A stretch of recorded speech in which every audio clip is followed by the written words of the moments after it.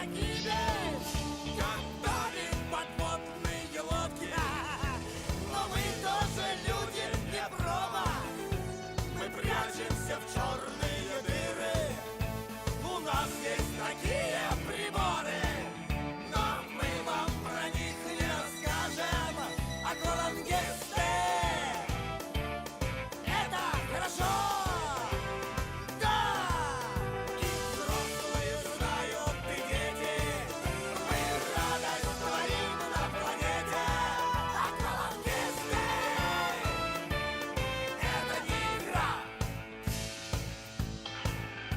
Когда мы выходим на берег, то девочки радостно стонут, и мы начинаем рассказывать про разные трудности моря.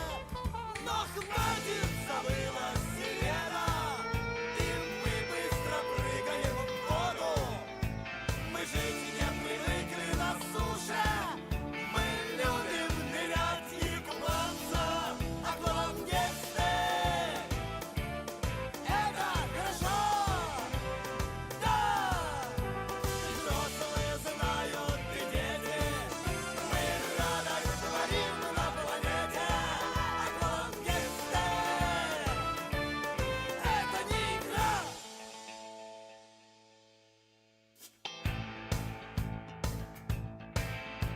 Меня укусила акула, тебя укусила акула, ее укусила акула, да нас всех укусила акула. Аквалангисты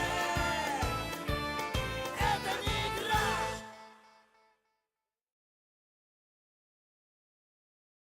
And on that note, we can indeed begin.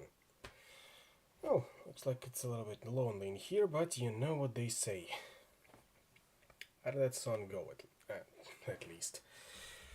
Saturday night, it's just like Monday morning. Nobody's here. I'm lonely and horny. Well, not exactly horny, per se, but still, it's a little bit lonely there. Well, not anymore at least. And with that, we can go back to finishing Penny Arcade Adventures on the Rain-Slick Precipice of Darkness, Episode 2. You know what, for this one I think I'm gonna try a different approach. In the sense of a window setup. I think I will not leave it on full screen, and I will adjust the resolution to be a little lower, to like 1280 by 960. Let's see if it works. I think it will.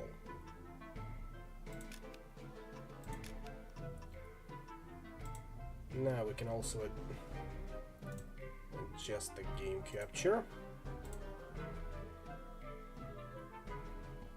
Alright, this should be a little better now. Hopefully. We'll see in a second.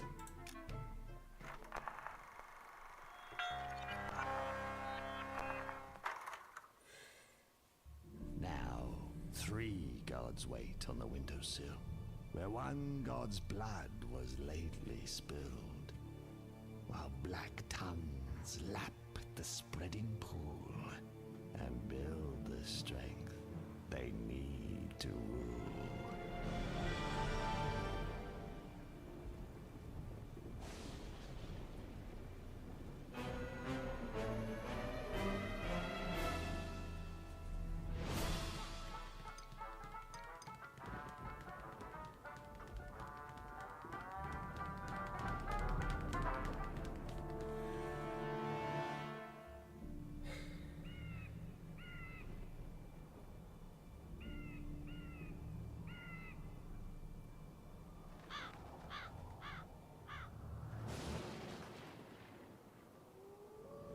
Wonderful.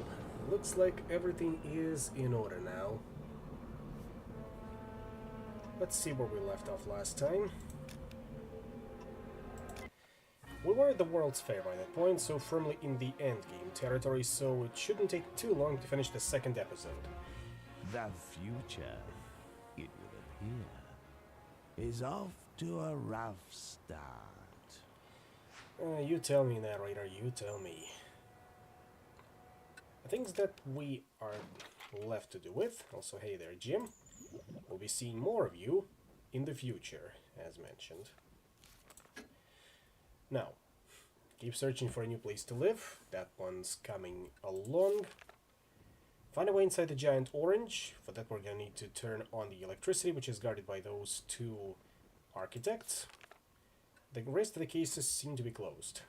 The medical mechanist, the gatekeeper, what a girl wants, what a girl needs, comeuppance, credentials, the blessed union of souls, and the problematic petition, which is where you can see the secret to properly doing it, in case anyone else would like to play that game at some point in the future, but I doubt it.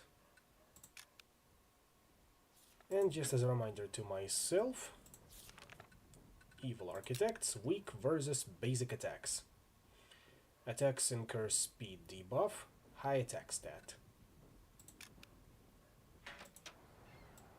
So, messieurs,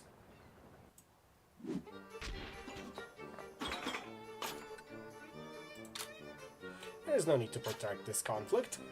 Yes, we are your natural rulers. I don't think this is going to work to your liking.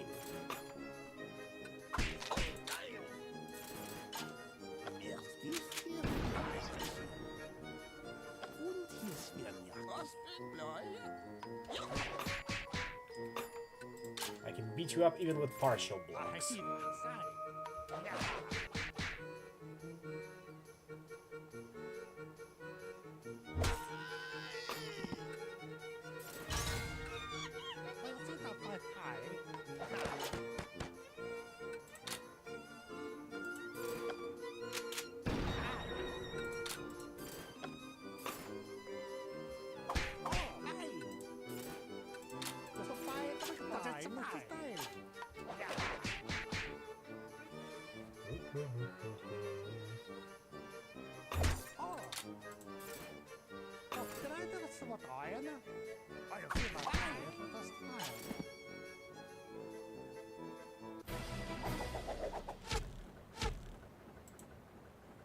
And there it is. Button of Tomorrow. Rush into the console, you pound the button with a closed fist. Suddenly, shit starts to get real.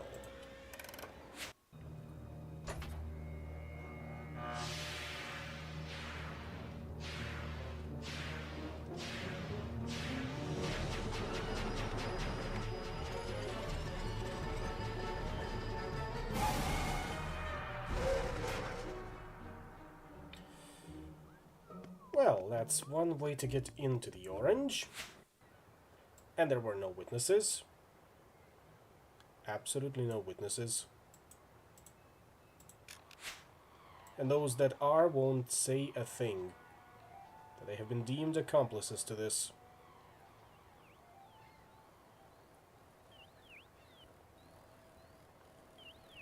Ah, of course, more enforcers. I do hate that enemy in particular because of how they have no weaknesses to speak of. This big old slab of meat to be pounded into submission. Oh, getting rid of the bodies comes later. That's what the hydrochloric acid is for. Don't ask me how I know that. I won't answer.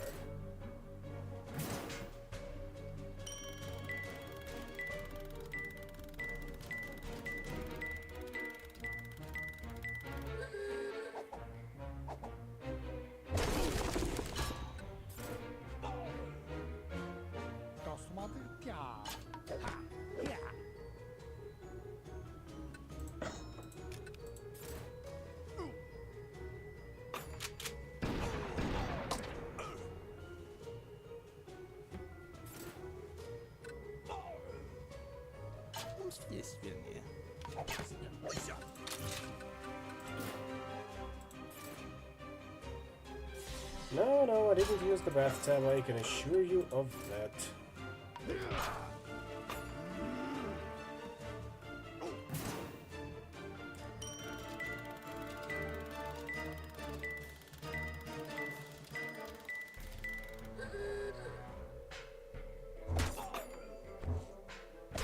Ah, a little bit of lethal.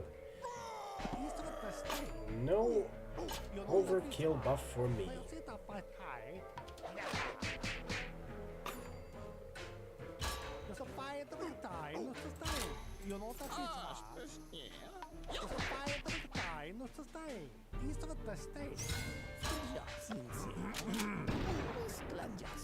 I'll get to you in a second.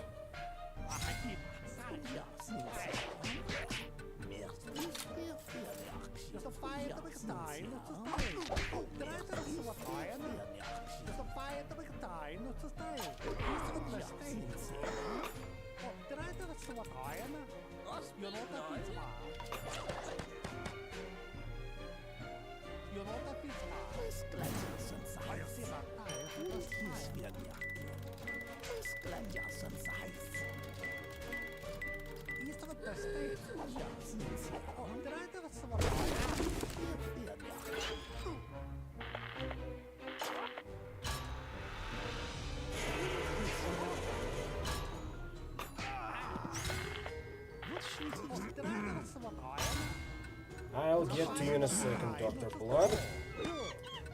You'll get your chance to shine, don't you worry.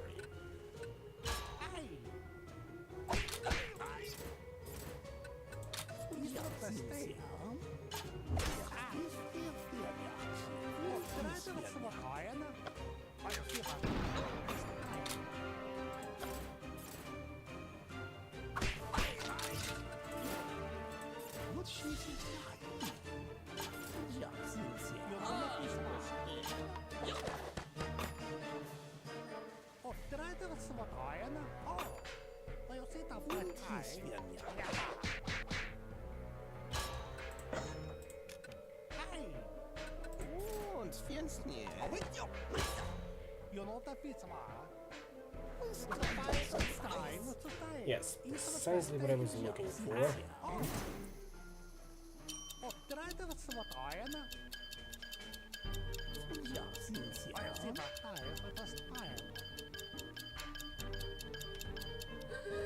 There we go.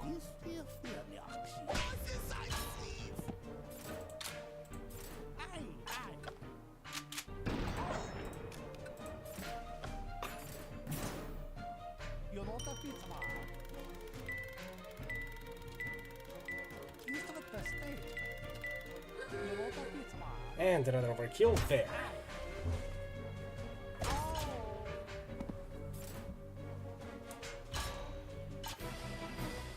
Recently watched an animated movie that reminded me of this. Yes, I believe you mentioned that at some point on the server. Angels and Idiots. Yeah, didn't hear about that one, so I cannot say with certainty. And that is where you come in, Dr. Blood.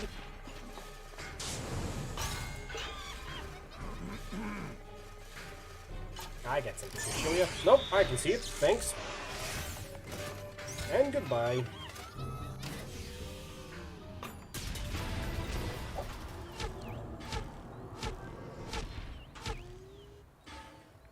It's pretty obscure even by 2008-2009 standards, huh?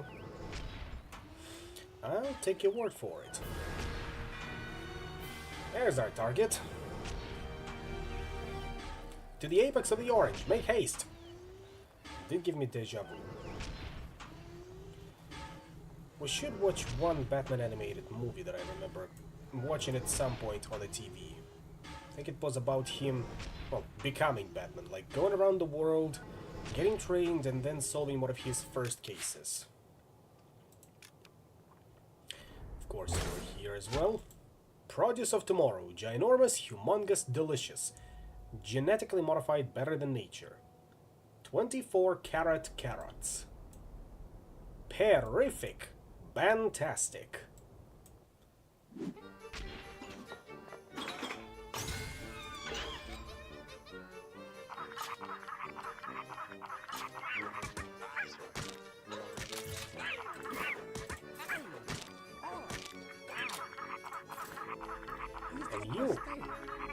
made yourself a target. Congratulations.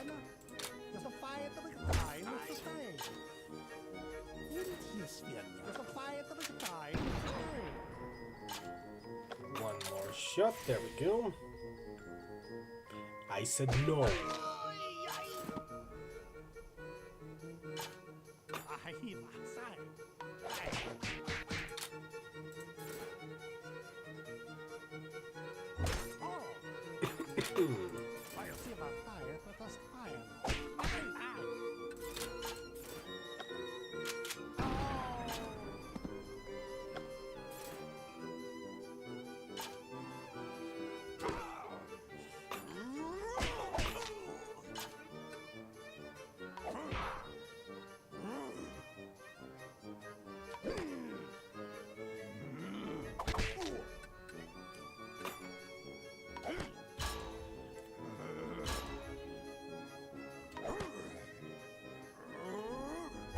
About what I'd like to see.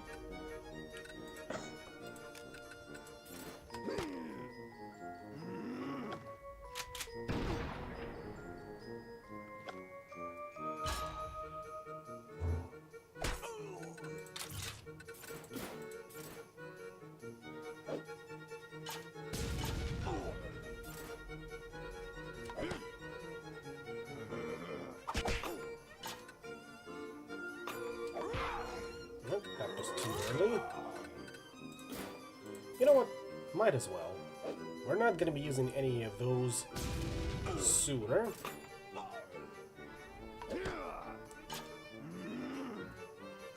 So you are getting a whiff of the gas.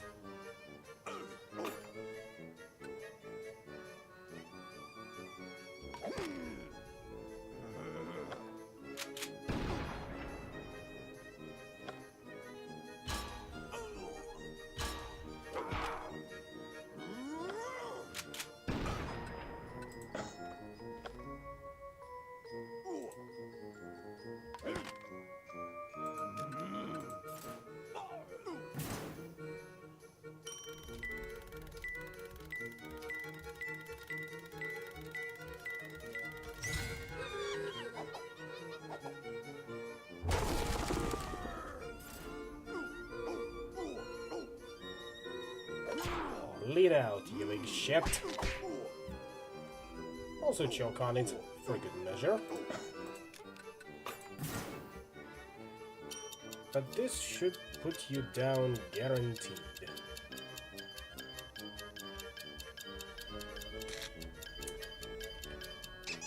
Still?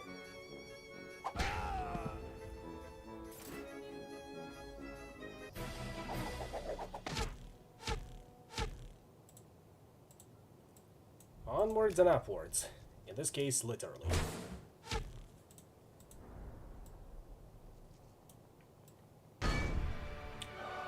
Holy fucking shit! Very disturbing.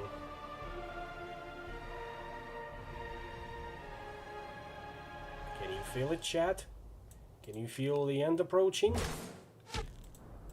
Because I sure as hell can. Especially with these special effects all around us.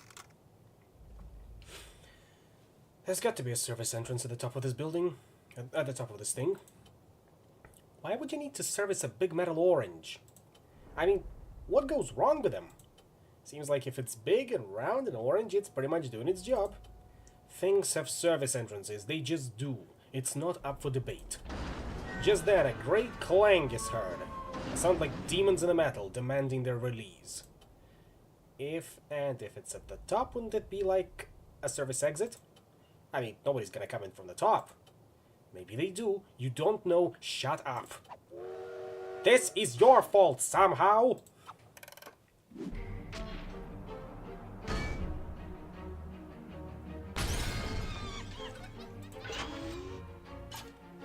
This is all really disturbing. Man, I gotta get me one of those.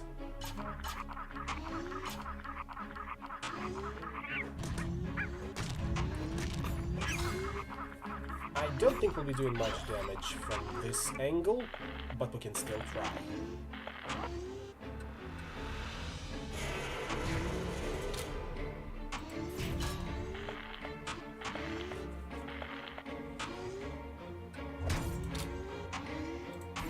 Let's see how much we're doing with the basic attack.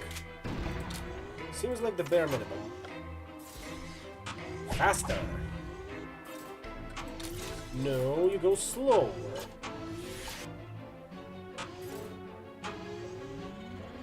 Citric acid. Oof. This can't be good for me, but it feels tasty.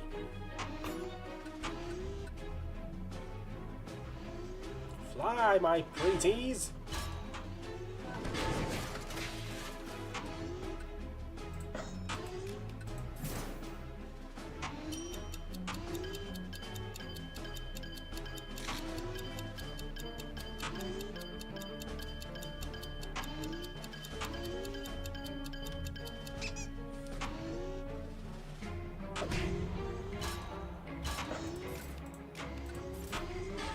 Just the tip. Of course you'd say that.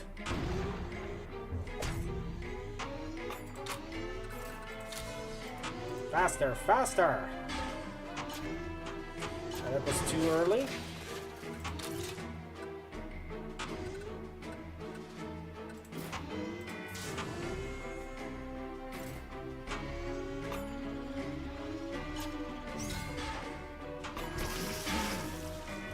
Let's see, Dr. Blood, how much damage can you do to this thing?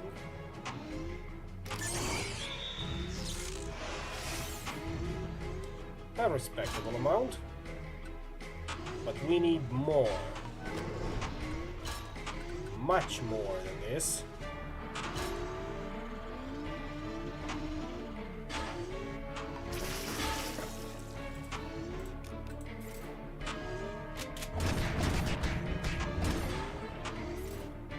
Almost there.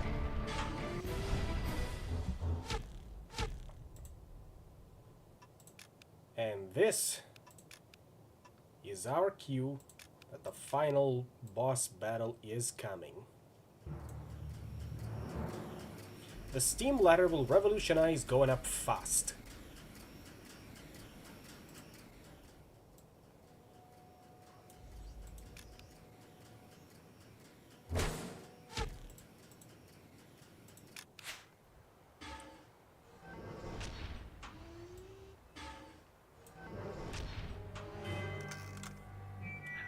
Oh, are you my nemesis?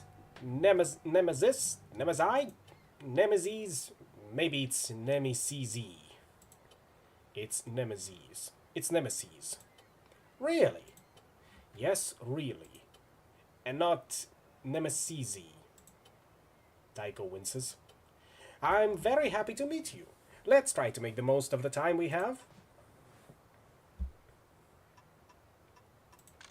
Do you have somewhere you need to be? No, I merely meant that once I kill you and all of your friends, the conversation may become difficult. That's all. I apologize for any confusion. Got any big plans cooking? Oh, certainly. Today, New Arcadia. Tomorrow, the county. Hold on a second. Did you say country or county? Did I yell? I'm sorry. I just get so excited. I said country. I said county. What do you ask? You did all this shit to take over like one town? You wrecked my house. You're still angry about that? I said I was sorry. I wrote a nice letter and everything. Honestly, it wasn't even a great house.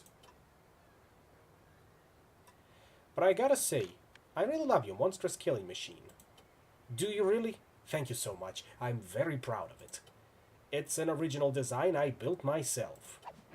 Really? You mean it's not a blueprint you stole from renowned roboticist Dr. Jonathan Crazoir, fabricated by a throng of hobo slaves, powered by an evil tome called the Necrowombicon that you stole from a cult of mimes, a device which is even now host to the terrible god of gears.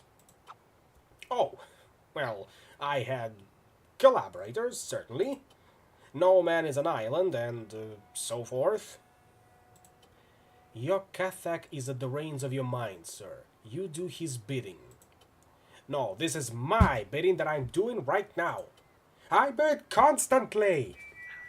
Dr. Morda von Mondo cuffs nervously into the loudspeaker. Hey, it's been great, but I need to wreck your evil machine and restore order. know, if that's cool. Oh, gumdrops. Oh, song. Oh, sweetness. Oh, splendor. I've always wanted to have an epic showdown with a band of doomed heroes. Every villain's dream, really. I'm very excited. There is a grumble inside the machine. A vast hunger. Deep as a well.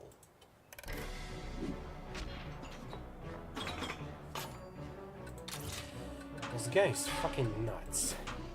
You think?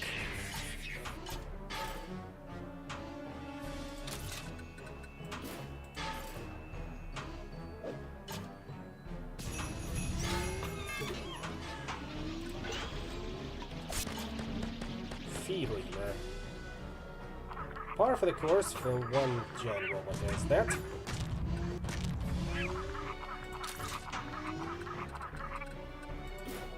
See how much damage dynamite will do. Yeah, about the same as I expected. Bedroom eyes. Only this time we're prepared.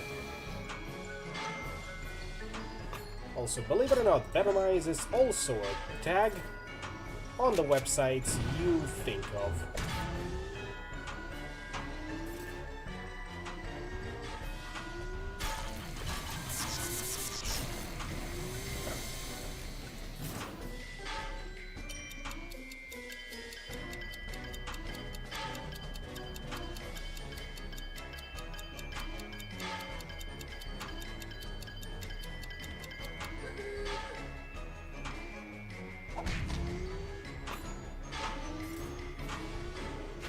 Dark Steamaga. Oh, that was too early. Yes, precisely that sentiment. Also gotta do something about our weak sauce weakness.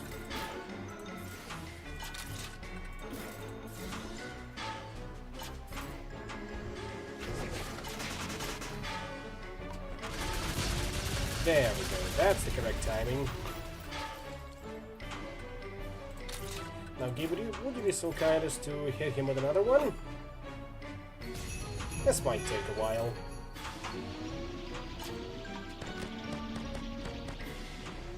We got a lot of consumables to burn through, but it should be fine.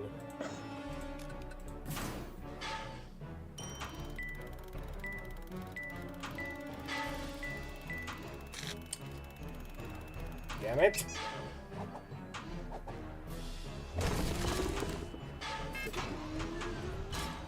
System restore at 2 points. Means we gotta go faster. Just as fast as we can.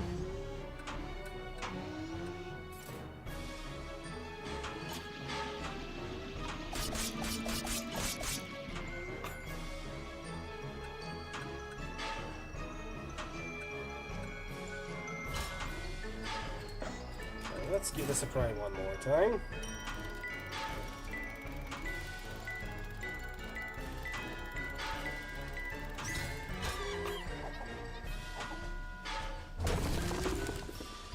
Unfortunately, you do not bleed, but you do heal back to full health. But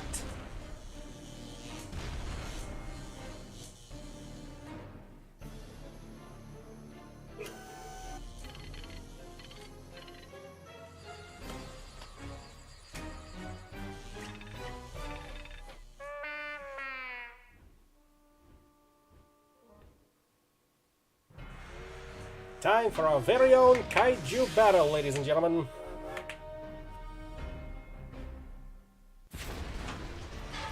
And Claire, is that you? I told you the fair would be cool.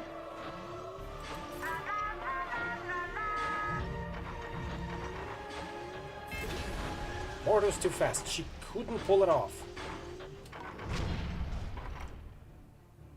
Don't worry, we can still make it happen. Just need to well. Alright.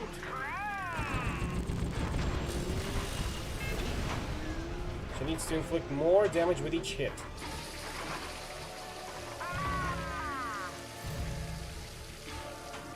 fucking nutritious.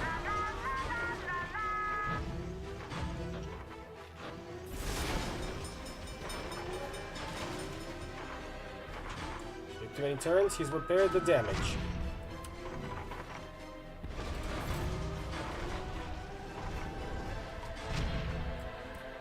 The timings for these attacks are a little hard to pin down. This may need a little bit of a restart, but we'll see.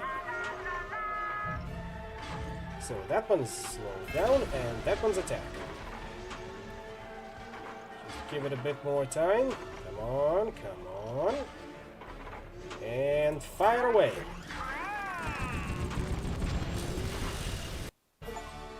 Can nobody hold you down?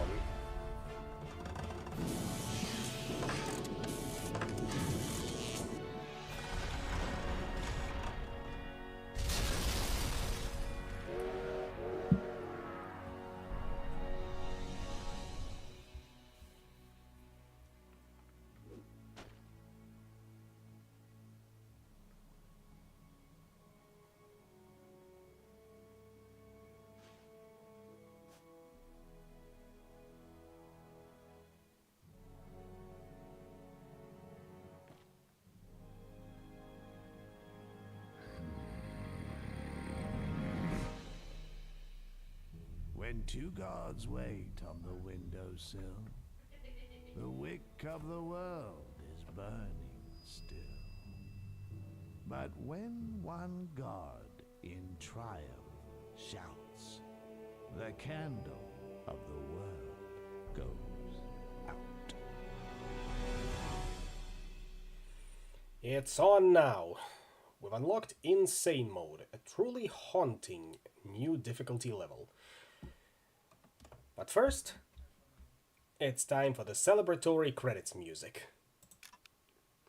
We've completed this episode. Select Load Game from the main menu to visit a detective agency and review the results of this playthrough of the game. To how many others has this grinning, profane tome whispered its heresies? I must not be lured by its... I must not. But how can mortal man stand against... Yes, that's it. I must become immortal. In Underhell, only the damned survive. Perhaps I need its damnation to be the man to the thing I must become. You're the man thing now, Dr. Blood.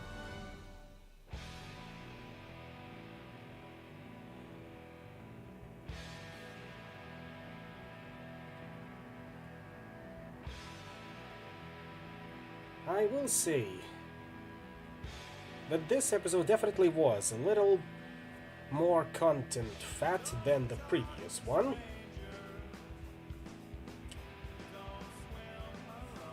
And while the music plays, I have no idea whether this one is copyright proof or not. I don't even remember whether this one was written specifically for the game. However, what I will say is this: the game definitely feels easier in some places and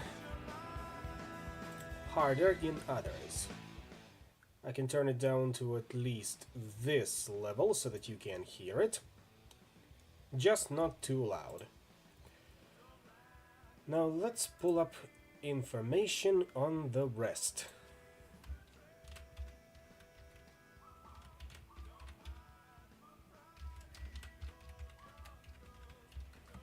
And by the rest, I mean the game series as a whole. The series was supposed to be a tetralogy, but ultimately Hothead Games abandoned the plans for the third episode to pursue other products. Supposedly, Hothead Studios said that the games weren't profitable enough to continue the series, and that the third episode would be only made if the first two sold enough copies. This, combined with the studio's focus on their own game, Death Spank, caused the Penny Arcade guys to nix the idea, though both parties declined to elaborate on the falling out. A brief kerfuffle ensued when, after a large spike of sales upon the game's debut in the Mac store, Hothead tweeted that the third game would be made if 100,000 sales were made, something that the Penny Arcade creators immediately denied. The tweet was quickly deleted. After a while, Jerry Hawkins, Tycho, writer of both the game and the webcomic, decided to continue the series in prose form, giving the fans a taste of what the third episode's story would have been like. That seemed like the end of it, until Penny Arcade team contracted with Zeboid Games, the developer behind such humorous classics as Breath of Death 7 and Cthulhu Saves the World, to produce episode 3 in a bit of a different style. Which style? You'll see in a little bit. But for now, we can at least speculate as to why this did not work out. Was it the creators' unwillingness to just continue work on the series? Or was it something else on the end of the Penny Arcade crew? I certainly don't know, which is why I am calling it speculation.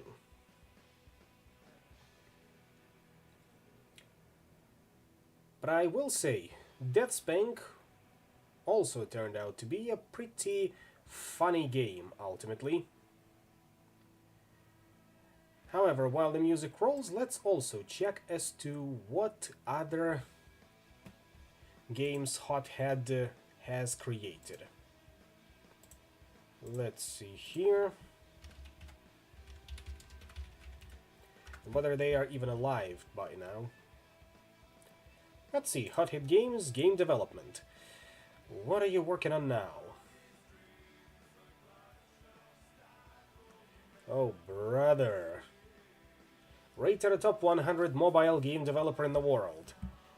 A number of our games have reached number 1 in the App Store and Google Play Store in over 60 countries. 250 million. Our games have been downloaded by hundreds of millions of gamers globally.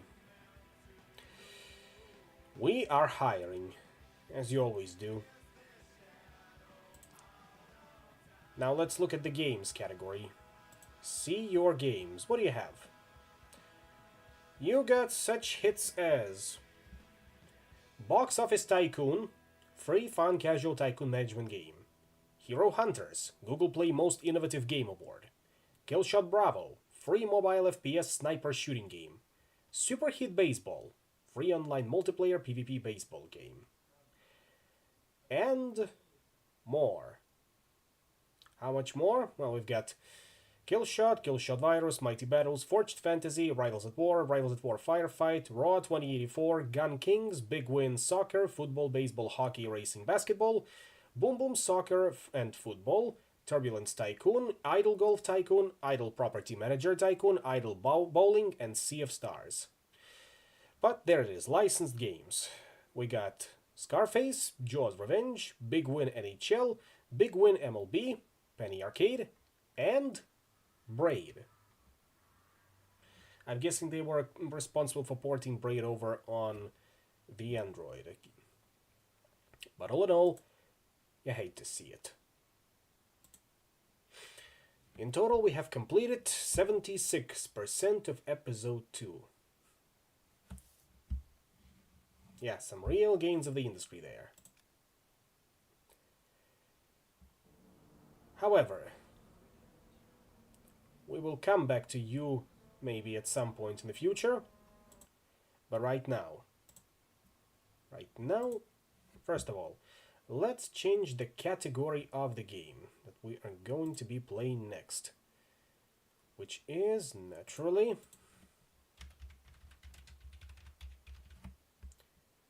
Penny Arcades on the Rain-Slick Precipice of Darkness 3. They dropped the overly long name, so here we have it.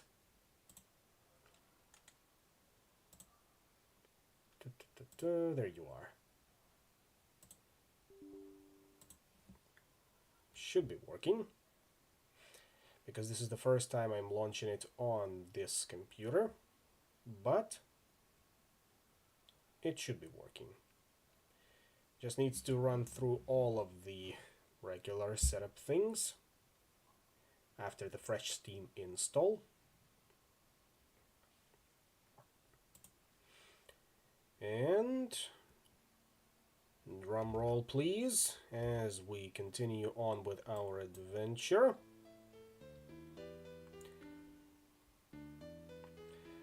Now you cannot see the intro at the moment. The Startling Development Agency is aptly named. Through a combination of dumb luck, vague prophecy, and the occasional murder, they are killing gods left and right. Tycho Erasmus Brahe, son of Tycho Emeritus Brahe, has inherited his family's penchant for the destruction of the entire universe. The trouble is that everyone else keeps trying to do it first. He likes long walks on the beach, eldritch weaponry, and oblivion. Jonathan Gabriel is... well... he's Gabe. They have sought and finally secured the Necrowombicon, a loaf of incredible mystical wisdom for everyone but them. Which brings us to Dr. Blood, whose piercing gaze and timely appearance in the narrative mark him as a man to watch.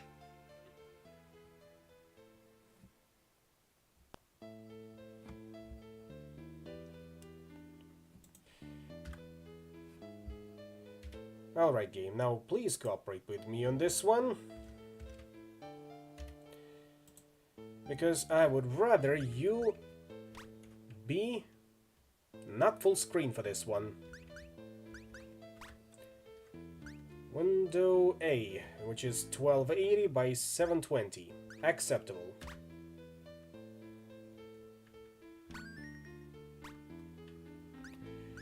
Audio levels, let's tone them down to at least quiet. Don't forget to save your settings. Sure thing, pal.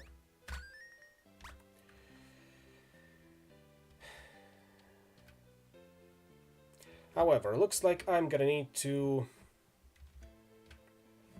get out of the game for a second so that it actually registers. And in a bit, I'll be able to go around. There it is. And...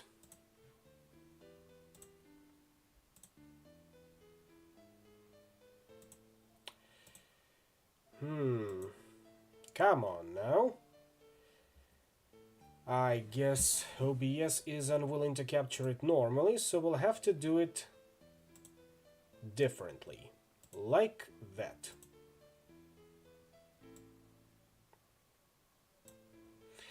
I'll let the intro play out once again, just so that you can see that you haven't missed a beat of what I've been saying.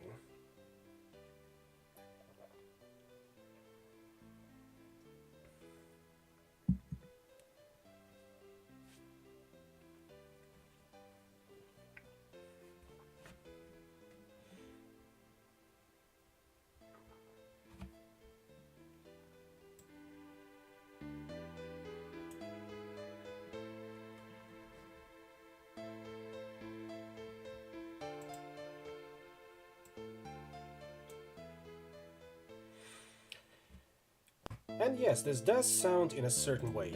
And here's the big reveal. This is going to be a 16-bit RPG. However, we're not diving straight away into the new game. Also, did the audio go back up too loud? No. Let's leave it at not silent but quiet. As I was saying, we're not diving into the new game straight away, because first, we're going over here. The beginning of the end. A bonus scenario that takes place before the main story, but it's strongly recommended that you play through the main game before playing this. Oh, fine. It's fine, Zeboid Games, I'll play. I'll play along. Because you will find out why soon enough. Now, without further ado, we're gonna be starting off on normal. Not too hard, not too easy. What are other descriptors? Easy, for the frail in body and mind.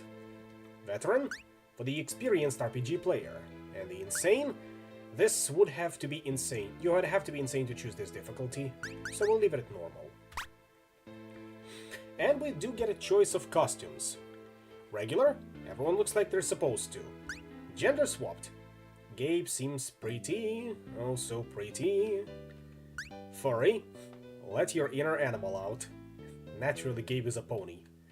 And finally, for the especially tasteful, undead. Brains. But I think we'll leave it at regular for this one.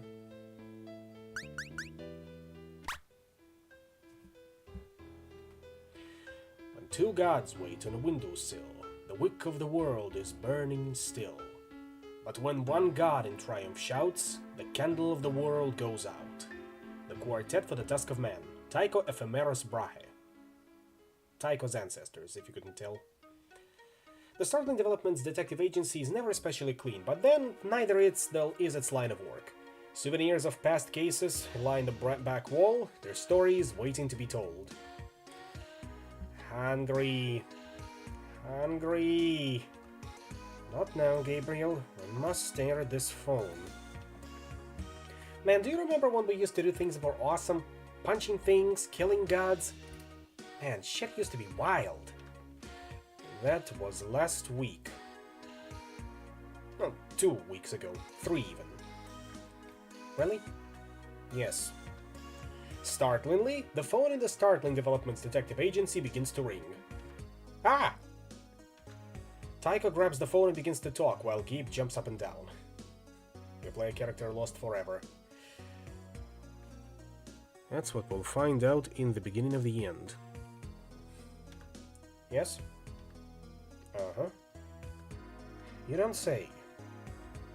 Time passes in this way, grave nods interspersed with knowing grins. Tycho hangs up the phone. Who was it? A new case? 10 full minutes of silence. Then why didn't you hang up? Didn't want to be rude. Moreover, this was no ordinary silence. That silence was dripping with meaning, and boiling with rich undercurrents of hidden context. And a hint of, I think, coriander. Anyway, there's some meaning and context up in this. Of this we may be certain. We should bring a recording of it to my genius niece Anne Claire for analysis. Phone conversation of silence. You sure about this? Could it just be a prank call? Absolutely certain, with every taut fiber of my being. Maybe. We can finally walk along now. I'm guessing interaction is on Enter key. Tycho picks up the memento of Glory's past and allows himself a moment of reflection. It was only 2 weeks ago that the wheels really started to come off this universe, cosmologically speaking. The first sign was the revival of a mime cult in service to Yog Sethis, god of silence. Spurred by the Necrowombicon, a mysterious book whose contents change depending on the reader, the cult may have made a play for the Pelican Bay boardwalk. Presumably they would have moved on from there, but who knows. Tycho, Gabe, and a mysterious third party smashed the cult, obliterated their god, and sent a terrible clock into motion. Gabe remembers punching a much larger version of this. He wishes he could punch that big one again. Alas, you can never go home. In their second outing in as many weeks, the Necrowombicon was again at the quiet core of a whirling mystery. This mystery culminated, as they so often do, in a battle with gigantic robot who was the very avatar of violation. Obviously, the giant robot was bad. It was made worse by the fact that it had been constructed by an unwitting mortal to act as the earthly shell of Yog Kathak, god of mechanism. Our heroes managed to defeat him with the help of the incredibly weird Dr. Blood, whose arrival was no accident.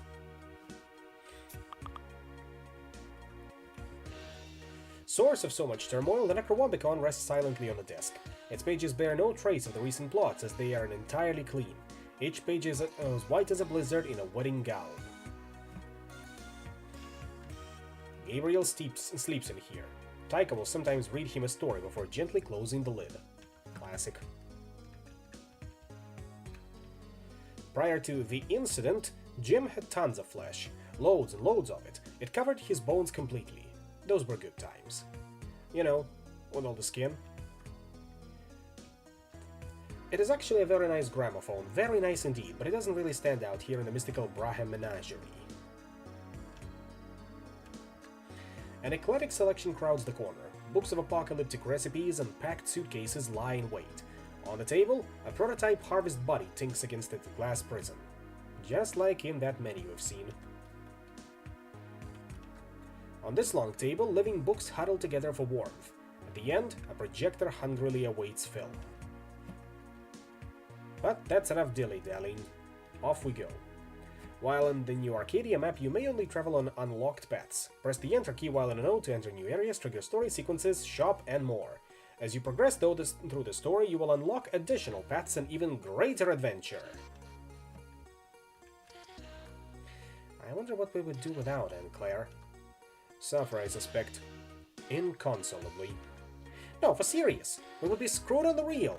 Whenever we run into some shit, which, you know, kinda happens, it's always Anne Claire this, Anne Claire that. She basically runs your agency. We should call it the Startling Divan Development, Detective Clarence GC. This is really hard. Come now, Gabriel. There have been many, many instances where my keen intellect has revealed the way forward. Oh yeah? Name one. Well, like the Akaline Quandary. The who? That magical puzzly box type thing. Doesn't count. Why not? I solved it. I just punched it until it broke open. Yes, you punched it. Under my close supervision.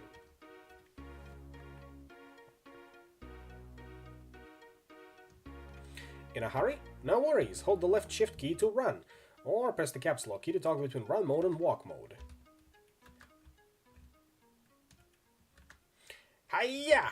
Gabe punches the wooden gate open. Ow! Ow! Splinters! Good uncle!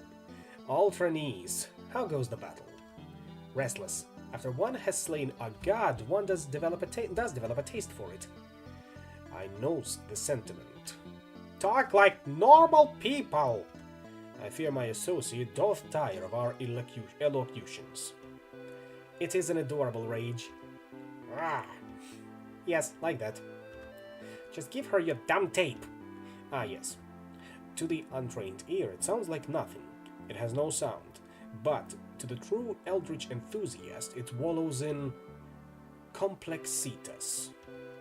Are those like complexities? Or they're similar? And Claire accepts the recording, winding the raw tape into the mouth of an entirely custom who's it what's it. Removing what looks like a phone receiver made from an old bell, she places it to her ear for several long moments. Then... Ah, you were right to be suspicious, Uncle. This phone call was made from Pelican Bay. Indeed. But how... And Claire cranks a knob hard right. Crack! Pelican Harbor, of course. The vile boardwalk nightmare that was swarming with the Silent One's mimiest minions fully 2 games ago. A mime must have called us. But why? What if it was just like a bird calling? His eyes grow wide. Like an evil bird. That is way ridiculous, unlike all the incredible things I say, which are smart. To Pelican Bay. I shall accompany you, Uncle. But your studies, your physical and psychological well-being, your parents made your safety my responsibility. No, they didn't. They specifically said, stay away from our daughter, you good-for-nothing Brahe. I was paraphrasing. In any case, they're not here, and I make my own decisions. And Claire has forced herself into your group. And that's another carryover from the Void's previous games. See? With clarity, child. And Claire has entrusted you with a duplicator. With this thoroughly implausible device, items you use in one battle will regenerate by the next fight. Right now, the item duplicator only allows you to use a potion to heal and revive an ally once per battle, but by finding or purchasing upgrades, you can use items multiple times in the same battle, improve their effects, or unlock entirely new items. And to Pelican Bay we go. What we will find, nobody knows. Press the tab key to open up the main menu. From here you can check out your stats, change your equipment, view your classes and abilities, look at your items, read a recap of the story so far, and save and load your game. The game can be saved from at any time outside of combat or a story scene, so save often. It's one of those games.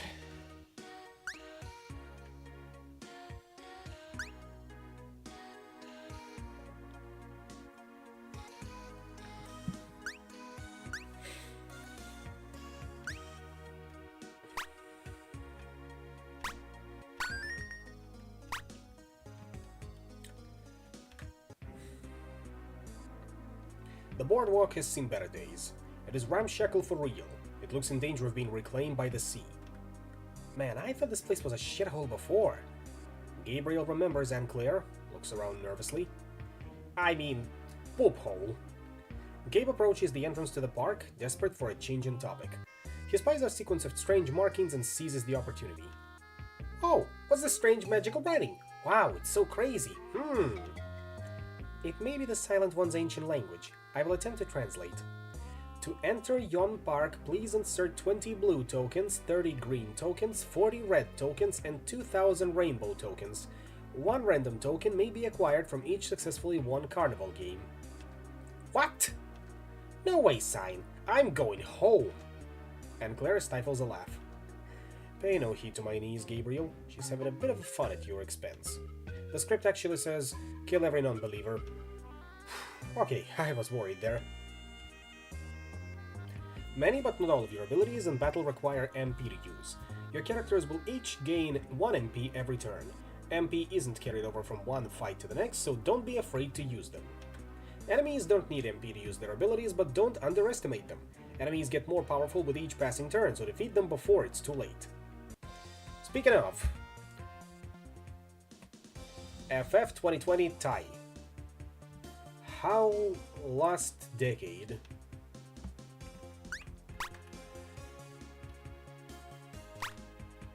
I think we'll go attack that one. And Claire, how about Heavy Holy Magic All? No MP to use, so just regular attack on that one. And Tycho, full auto on everyone.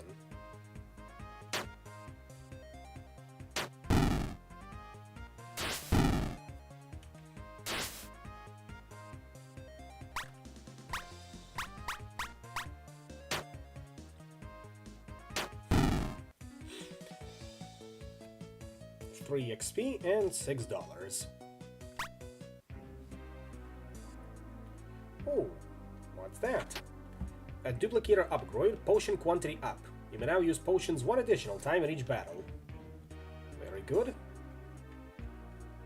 Ah, here's a nice reference. Prick shots from the first game. Good night, sweet pricks. You have earned your rest. And back to mimes. Looks like they didn't institutionalize all of them by the time of the second episode, so let's change that.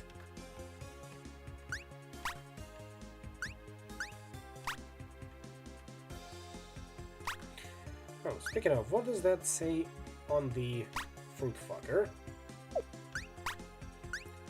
On the prowl for a one-night fruit stand. Need mine, GF. You sicken me. Go on.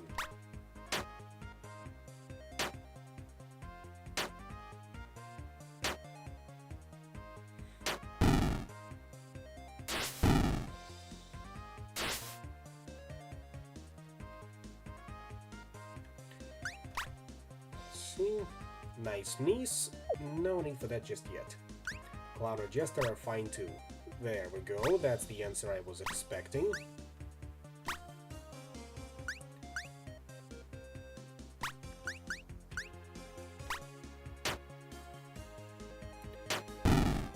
And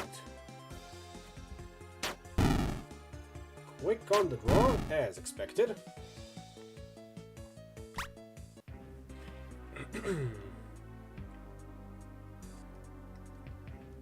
Anything interesting in here? Gabriel goes hard on the knob, but alas, no go. But we do have a Pelican Pirate over here. Corsair, excuse me.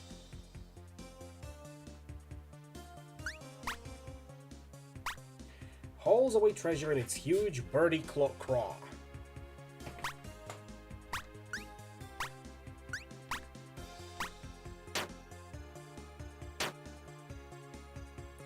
On the bright side, they don't seem too powerful right now.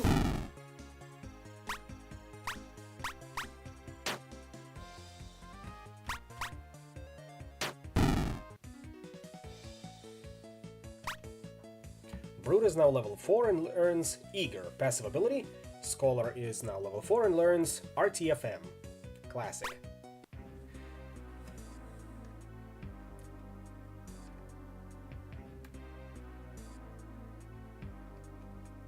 What do we have here? Couple more robots. Ooh, that's a lot of them. But I think we'll be able to power through.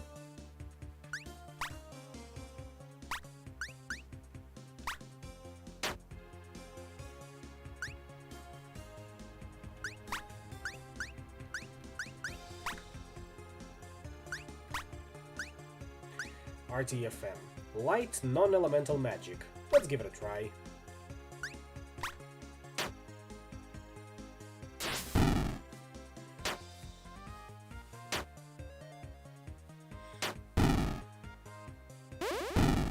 Yeah, that was pretty good. And a fireball.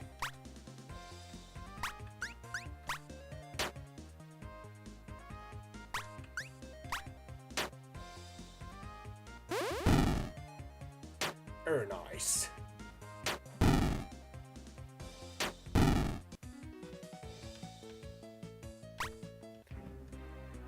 Looks like we also got us some clowns over here.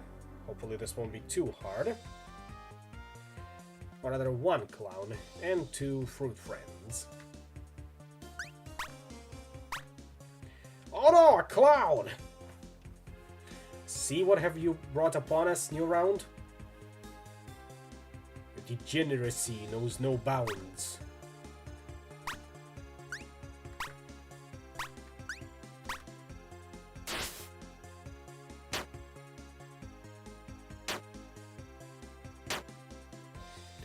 Oh, and looks like that's a new model. FF2030 GT. Apparently bigger is better.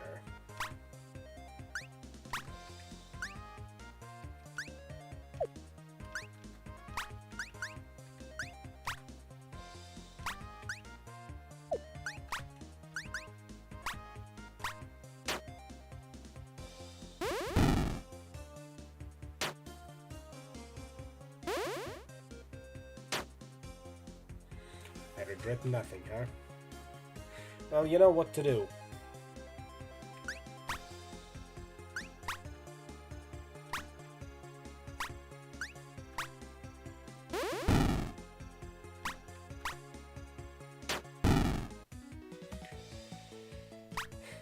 Brute and Scholar is now level 5. And what do we get out of this? 50 bucks. Not too bad.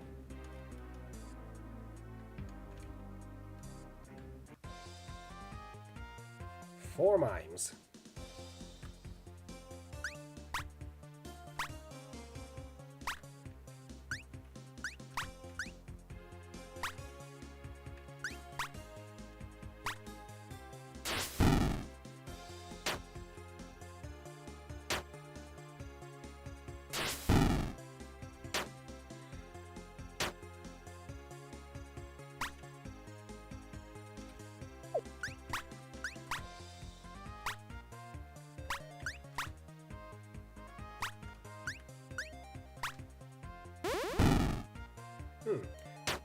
And get some fire magic resist, it looks like. Not that it's saving them.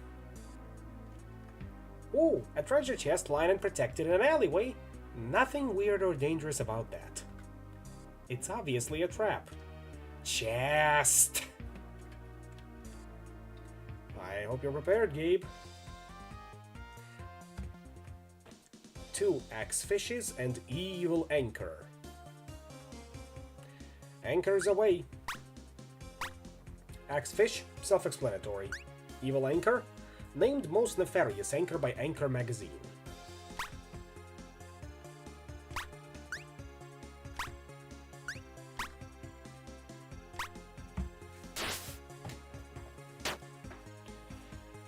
Yeah, they're not messing around.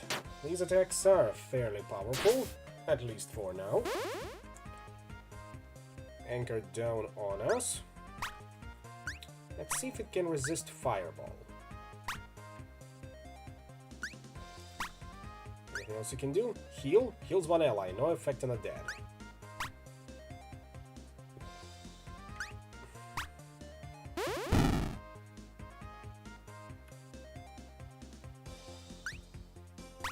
Yeah, bunch of wankers all around.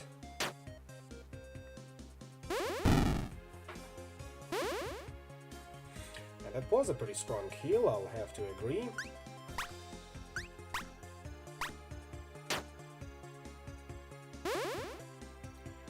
And as expected, fishes are not immune, or rather vulnerable, that's the word I was looking for, to fire magic.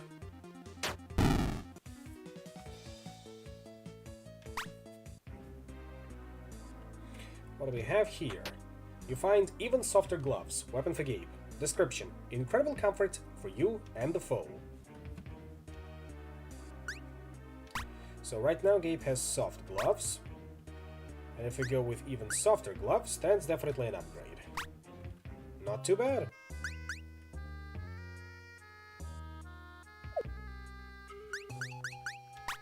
We can save over here. And on to more mimes. Tycho, why is an octopus covered with mime makeup running towards us? Indeed, Gabriel, it is a question for our age. What would convince an octopus to abandon the shackles of normalcy and don the attire of that accursed brotherhood? Surely this is a case of a shattered young invertebrate, empty within, more mollusk than mollusk. This is an octopus who failed to receive the requisite love and attention in a home. His parents have 16 arms between them, yet moist hugs were still in short supply. No, why is it running? Oh, I don't know. Exercises?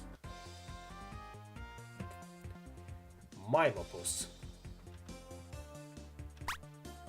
Took a vow of silence as a young cephalopod.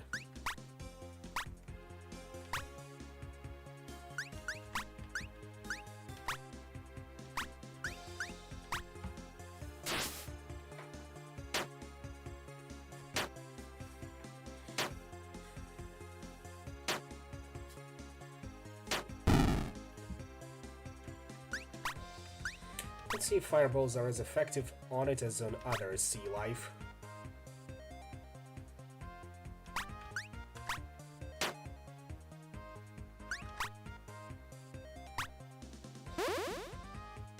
Yeah, looks like it. Tentacular. No, we're not going there. So, eat fireball.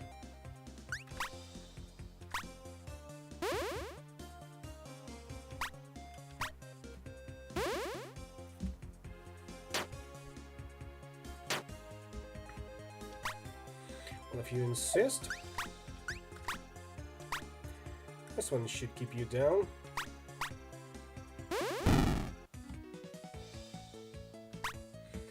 Brute is now level 6 and got Brute Punch. Scholar now has Ice Shards.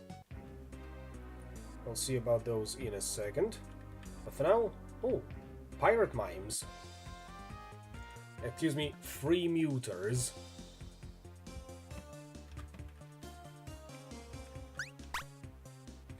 Brute Punch, 2 MP, medium attack. Talk like a mime pirate they never took off because it's impossible! Not even a joke in here, huh?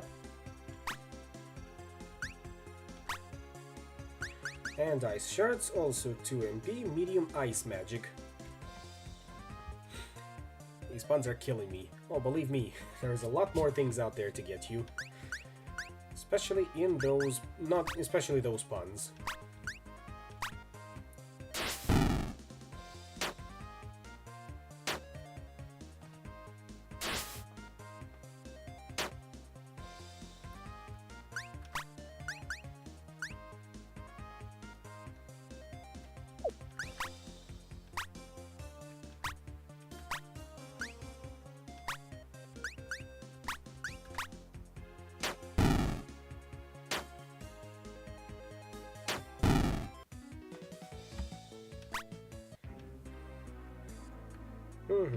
So, crabs.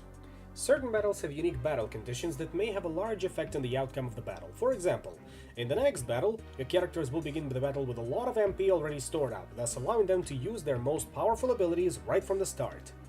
Some special battle conditions are helpful and others are harmful. Be sure to adjust your strategy accordingly. Special battle condition, it's on now. Everyone begins with 7 MP. We got 2 crabbish in here.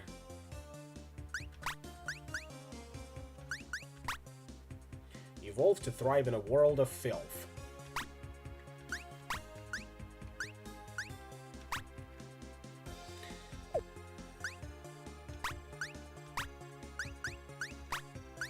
Thermonuclear, it is.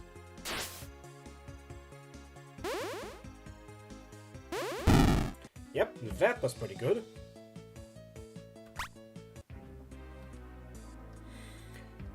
What do we have? There! That must have been our mysterious caller. That was hours ago. What's he still doing in a phone booth? Gabe opens the phone booth and the mime falls to the ground. There is no thud. Oh. Silent in death as he was in life. There may still be a clue to be found here. Help me paw this helpless body. Look away, precious niece. Oh, niece of the year. Let your Uncle Tycho manage the corpse looting portion. Pray we uncover a clue with ease, so we need not conduct a more comprehensive search. I know what part you're talking about. And I call not it! Gabe and Tycho manhandled the dearly deceased for a while. And I mean a while. As in, too long! Aha! Tycho fends out a bundle of photographs. First picture, mimes having a party and looking all friendly. Second picture, a rift between worlds opens up briefly in the sky and starts zapping the mimes and animals. Third picture, zapped creatures morph into monsters and murderous killers. Fourth picture, small pins drop from the portal as it closes. 4 below? I mean, how very strange. This has all the markings of a zero-threshold tempomorphic crisis. Gabriel has seen this peculiar gleam before, and he knows what is coming next. With the terror of a frightened hare, he claps his hands over his ears, quickly closes his eyes, and begs for death.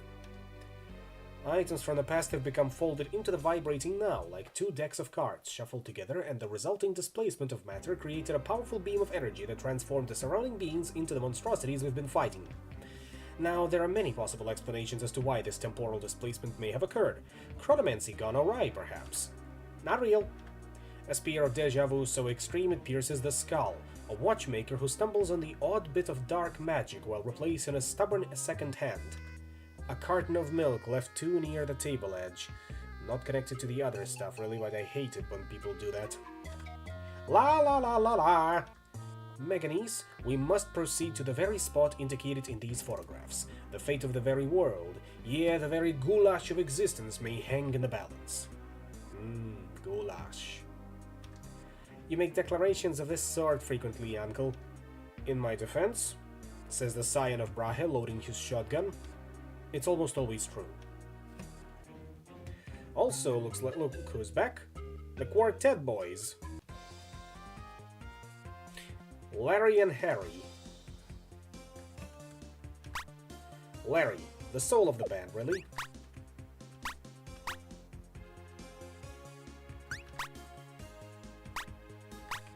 Harry, often confused with Tom or Dick. It's been a problem.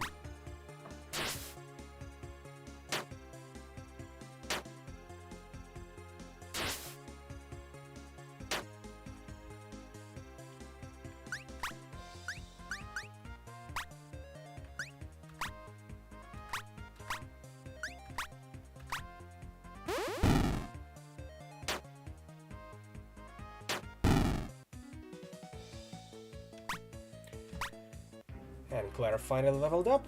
Very nice. Derry and Jerry. We are killing the quartet once again. Derry wants his name legally changed to Mortimer. No, you are not becoming a Morty. You already have a Rick in the party. This will only mean trouble. Jerry, seriously considering a solo career. Sure thing you are, pal. Sure thing you are.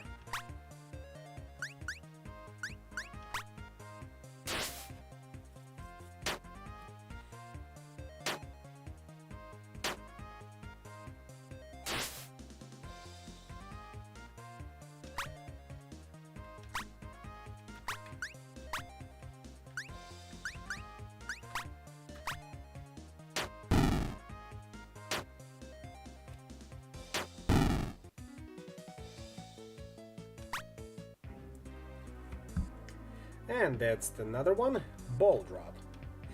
The ball drop booth, it would appear, has dropped its last ball.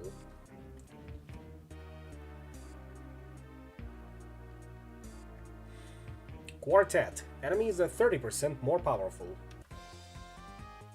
There they are. Larry, Harry, Derry, and Jerry. A full quartet is here.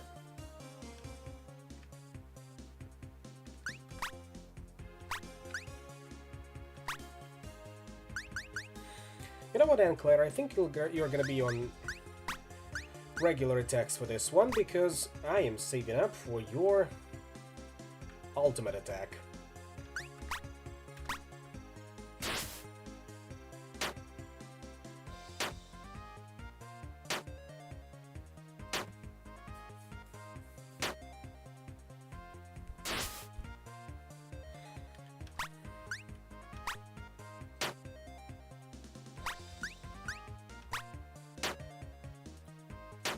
Ooh, Anne Claire goes down. Unfortunate, so...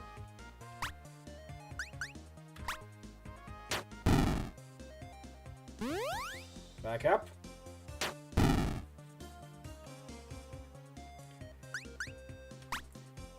On the bright side, she's got her MP saved up.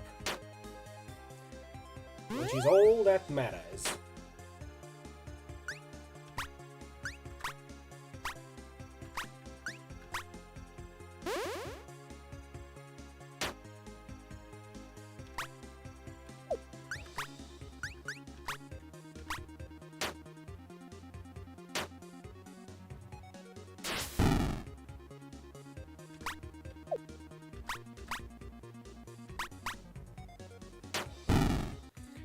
Didn't even need to wait that long. I guess we're pretty good. A cheap magic ring. Increases magic ability by a ridiculously small, almost insulting amount. Well, I guess this one goes on Tycho.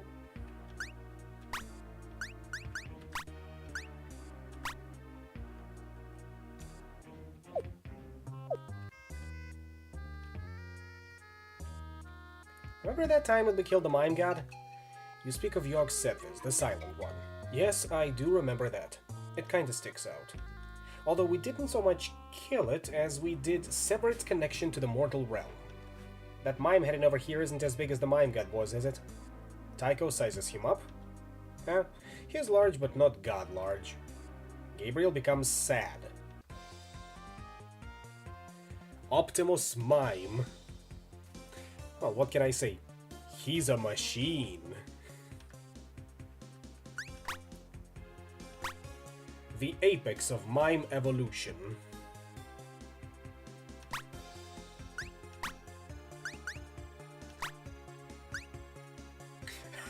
Out with you. I will continue to be silly.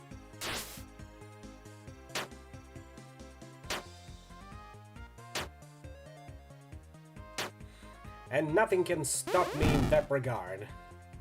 Nothing, I say. Nothing.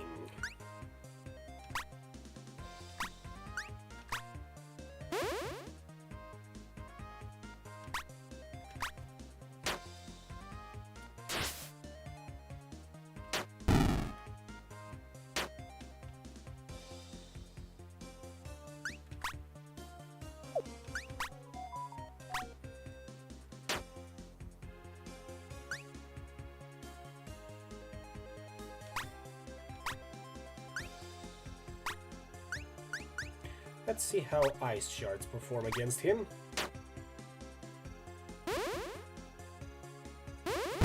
Super effective. I see. I see. Huh? Huh? You cowards don't even like death puns, huh? But I digress. Sometimes it be like that. But only sometimes.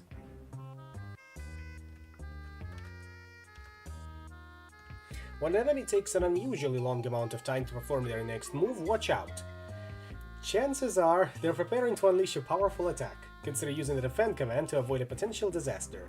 Not only does the defend command boost your physical and magical defense temporarily, but it also gives you a brief boost in speed. Perfect when you want your next turn to come faster. Of course you can't do that. Who would you be sharing these puns with?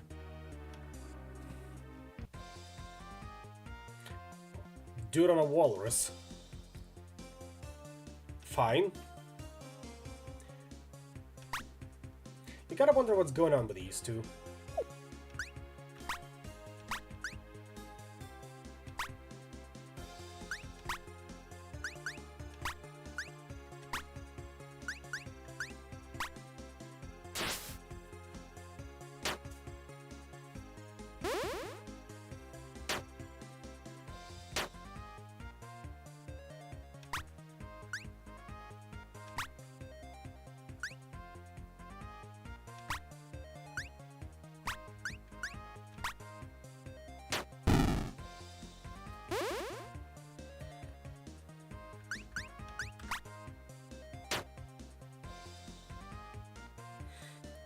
Is the guy riding the walrus called Eggman by any chance? No, I think it's just a very rotund gentleman.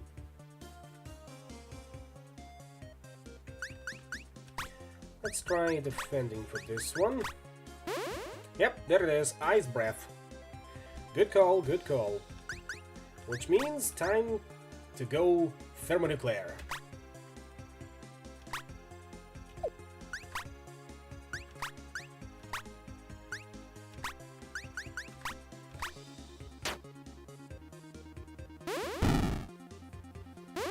Goodbye.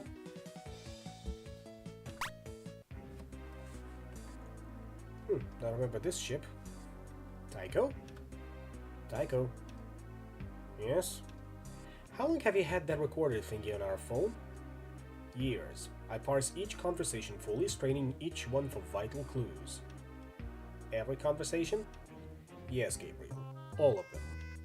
Even that one where I... all conversations. A hamster was an important part of a workout regimen, to be sure. And sometimes you need that much mayo. Uh-huh. Like if your sandwich is really big. Okay. Gabriel is silent for a moment, and then... I like sandwiches. Apparently.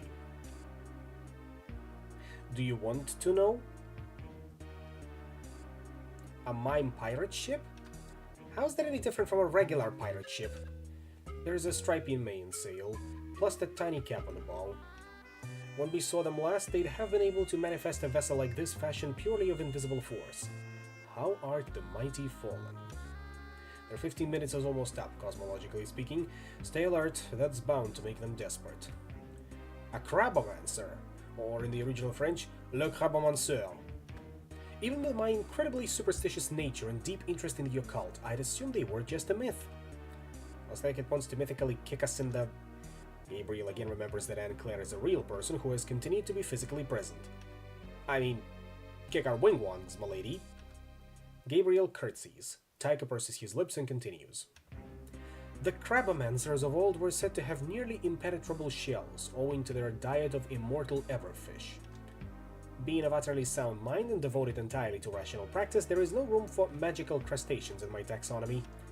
That said, Uncle, if you wanted to rock some sorcery, this might be an optimal scenario. Crabomancer.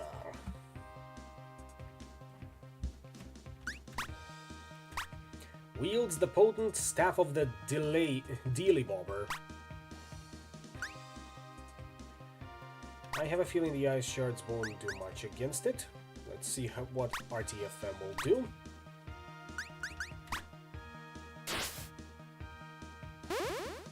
Increases physical defense, as expected.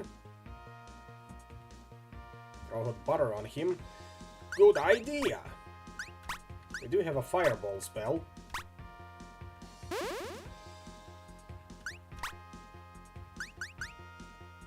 RTFM didn't seem to do much damage, so I suppose we can save up for ice shards.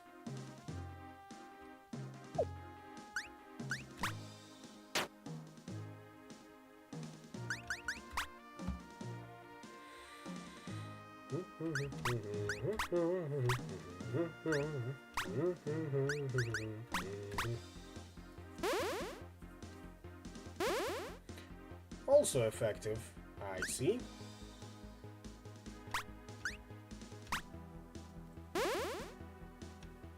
Holy magic, however, was not very effective. So it's elemental magic that hurts him, both ice and fire. I see how we're rolling with this one.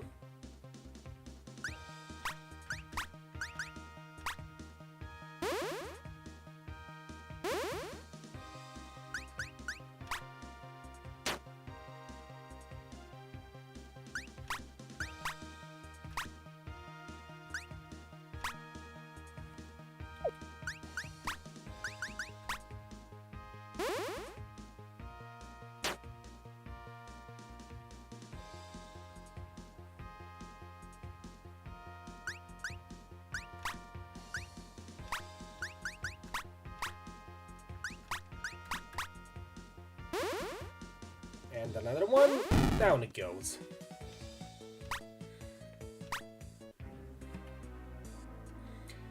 There they are, the ancient doodads. And Claire shoots him a look. It's Latin. The mimes hold them from the point of temporality into the ship for safekeeping. I wonder if they had any idea what they were hoarding in here. These are class pins. Ooh, I always wanted one of these. But no, the other kid said I wasn't cool enough. But it is they who were not the cool ones. Not that kind of class pin, Gabriel. Class as in a type of person.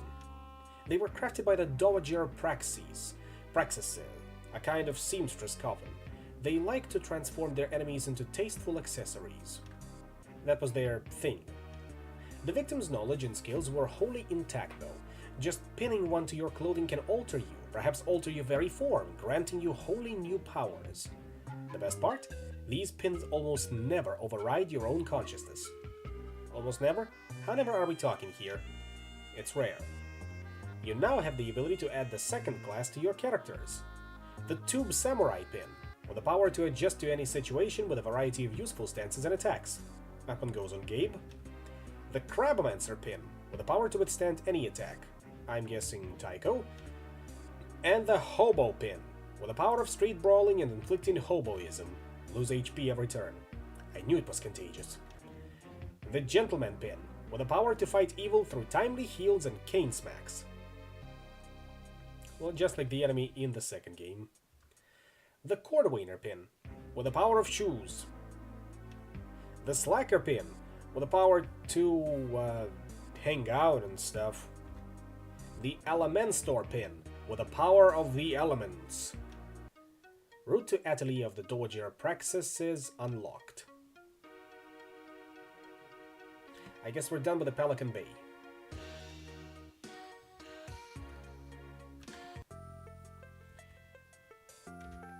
Walk mode is now activated. Let's go back to run mode. So, let's consider what do we have on Gabe. We've got Tube Samurai, stat boosting stances, stance-based attacks. Hobo, power of street brawling and inflicting hoboism. Cordwainer, power of shoes. Let's give Tube Samurai to him, it's only appropriate. Now Tycho, I'm guessing we give Elementor. And Claire, well, how about... what was it? Cordwainer. At At least for now. We'll see how it goes. Welcome to the atelier of the Dowager Praxises, seekers and speakers of truth. Each statue in this holy place tells a story. If you would understand the sacred rites of the seamstress and the powers she is willing to bestow upon the humble possessors of her divine pins, enter. Wait, you have to be humble to use these class pin things? That might be a problem for some people that I know. I'm thinking of a specific person. What? I'm the humblest. I've mastered the elder art of braggadocio humility, a form of humility so subtle that advanced that bragging about my humility actually increases it. I just meant that you have to own a class pin in order to use it. Sorry, I was just trying to maintain the proper sort of ruined temple atmosphere. Yes, well, thank you. It was great. Gabriel nods with tremendous energy. Totally. It cranked up the ambience for reals. Explore the atelier to learn more about the various classes that you can gain and use in your quests. When you're done here, head back to the Startling Developments Detective Agency. It'll be fun. There's the Tube Samurai. When the seamstress was still quite young, a wandering samurai visited her village. Inspired by the samurai's supreme mastery of self and intrigued by the mystic cylinder at his side, the seamstress set out on a journey of enlightenment. She climbed tall mountains, she withstood the pressure of pounding waterfalls, she listened to both the young and the old. And then, when her journey was done and enlightenment had been achieved, the pin of the Tube Samurai mysteriously appeared on her robe. Followers of the Tube Samurai practice a highly disciplined form of physical combat. Through the use of various stances, they can boost their capabilities. Great care should be taken in choosing the best stance for each situation. Over here we've got... not unlocked yet, it seems. There's the hobo. One day, while overseeing construction of the atelier of the Dowager Praxises, the seamstress saw the hobo and took pity, offering him a gift of a few coins. The next day, the same hobo returned, at the head of a hobo flock like some bedraggled street priest. The seamstress asked if the gathered throng would like to see a magic trick, and when they said yes, she transformed their hobo pope into a rustic pin. This seemed to satisfy their appetite for tricks. Use of the hobo pin is frowned upon by the Dowager Praxises, but those who can endure its unique character will find the strong brawler unbound by the normal rules of engagement. Among the hobo's many feared techniques is its ability to inflict hoboism, a wasting disease that devours enemies bit by bit. There's the Crabomancer. The origin of a Crabomancer pin is quite simple, for you see, the seamstress cared more for power than she did for seafood.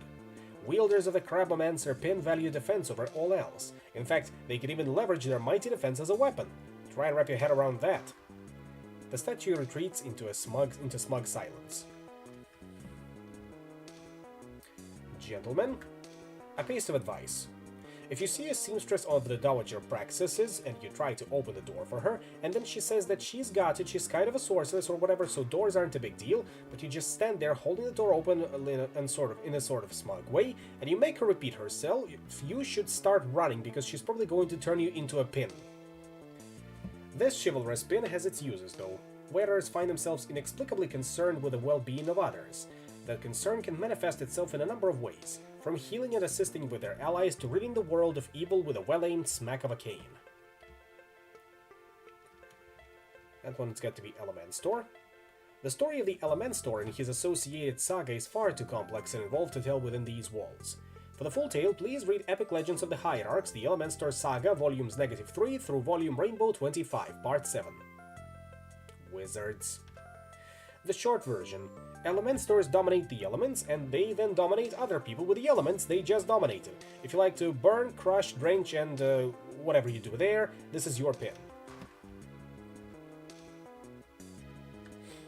Slacker. The Slacker pin began its life as the seamstress's son, Josh. Year after year, she urged the Slacker to follow in her footsteps, or any footsteps really, to do anything. Year after year, he refused as he wallowed in his own self-indulgent idleness. Finally, in a fit of rage, the seamstress declared, "Blood or no, the enemy of industry is my enemy as well," as she wove her arts, morphing the young boy of 34 into another pin. She regretted it instantly, of course, but it was a great-looking pin, which took the edge off. She felt that peace of mind, which comes only after a difficult decision has been faced head-on and wisely dealt with. The slacker is one of the less practical pins forged by the seamstress, yet it is not completely devoid of use. The dowager praxisses frequently call upon its laid-back vibe for relief when the stress of life becomes unbearable. The seamstress once remarked that her son was full of hidden potential, but it is thought that this was merely an expression of motherly affection and not grounded in reality. Who knows, though?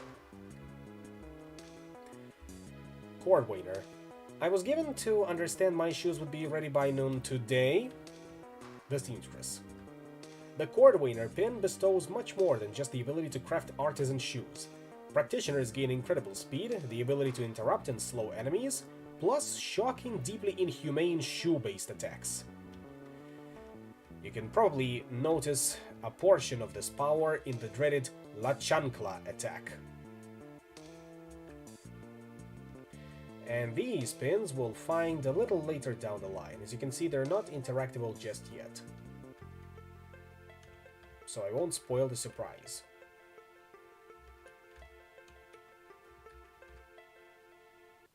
And back we go. Oh, Uncle, in your letter you said there was something you wished to discuss. A shadow passes over Tycho's face. Indeed, child, and tonight we shall. For now there is much to do at the office. There is?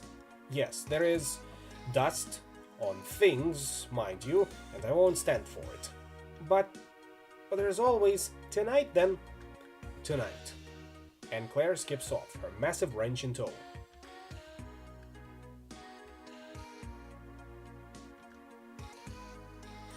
Upon returning to their ramshackle sanctum, the scholar and the brute begin a long and arduous study of the events that had recently transpired. It may be more appropriate to suggest that Tycho began a long and arduous study of the events that had recently transpired.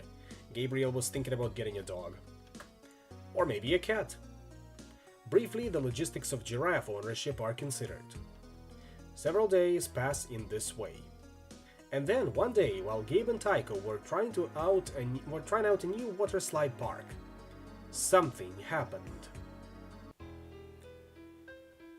I have heard you, beast. Show yourself. Here I am. Take me up. Seize me and we will claim your hasty... I will assemble your accursed collection, Diabolus. But you will hide that name in your spine, secret beneath the binding, and speak it never. Dr. Blood picks up the Necrowombicon. Hestia. Hestia. Gabe and Tycho return. When it comes to wetness, I mean like being wet, water is king. Too true, Gabriel. Wait. Where's the Necrowombicon? Jim, you had one job. Bad, Jim. We'll leave you in charge for just a few minutes and half the office is gone. Actually, I think it's just the Necrowombicon. I know I said that after the incident with your skin and your body or whatever, we'd always have a position for you. A position on the shelf, at the very least. But I don't know how else to say this. The experiment is over. You're uniquely unqualified to act as head of security. Jim hiccups. It's not clear what emotion this represents. Plus, your jar is dumb. Gabriel? Whatever. His jar sucks. It's dumb and I hate it. If Jim has a position in Gabriel's position vis-a-vis his jar, he keeps it to himself. So, it's back to field work for you. Somehow. Just do your best. Jim and his jar have joined your party. Startlingly, the phone in the Startling Developments Detective Agency begins to ring. Twice in 1 month? Tycho grabs the phone and begins to talk while Gabe makes funny faces at the immobile jar. Yes? Uh-huh. You don't say. Tycho hangs the phone up. We have been summoned by a Dr. Euripides Hark, curator of the Museum of Contemporary and Ancient Works. I hate every part of what you just said. He refused to discuss the particulars over the phone, suggesting he had a matter of grave import to discuss us with. The timing is odd, to say the least. To the museum. The Museum of Contemporary and Ancient Works has now been unlocked on your map. Over there. Plus a couple of things to visit. What do we have over here, by the way? Nothing, it seems. However, what does Jim come with? His class? And Necromaster.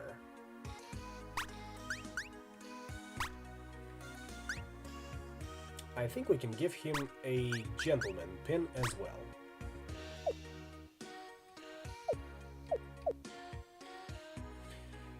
The New Arcadia Bazaar is open for business. Weapons and accessories are now available from their respective shops.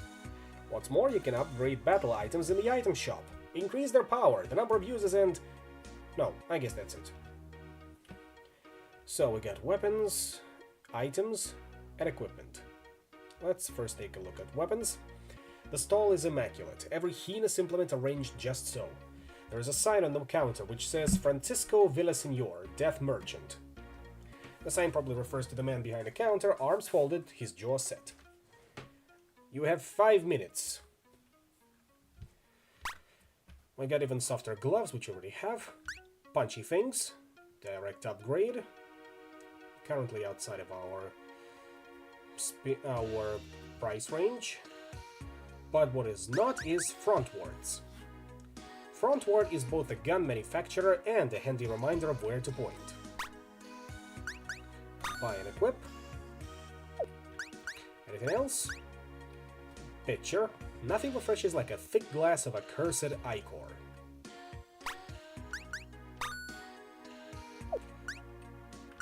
Anything else? No, that should be it for now. So let's sell some things. These soft gloves. Antique shotgun. For them, what needs killing? And a jar. Not great, even by jar standards.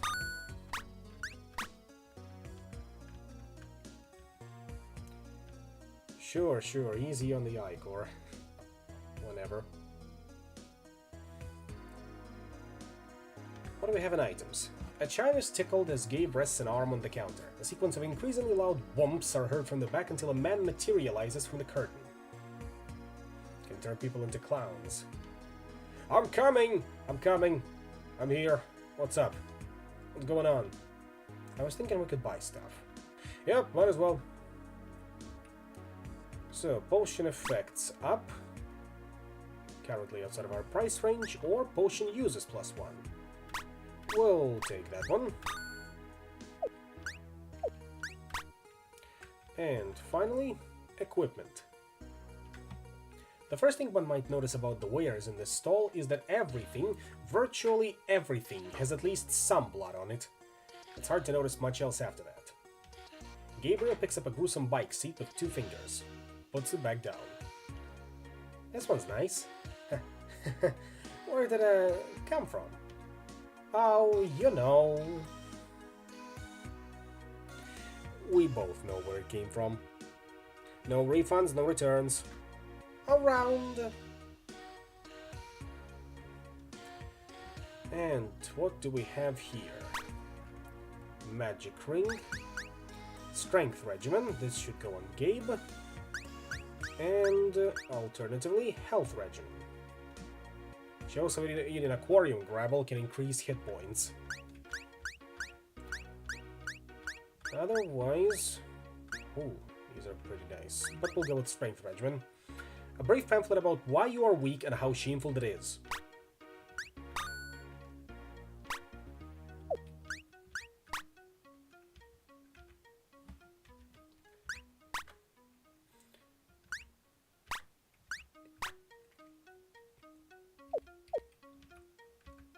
Into the museum we go.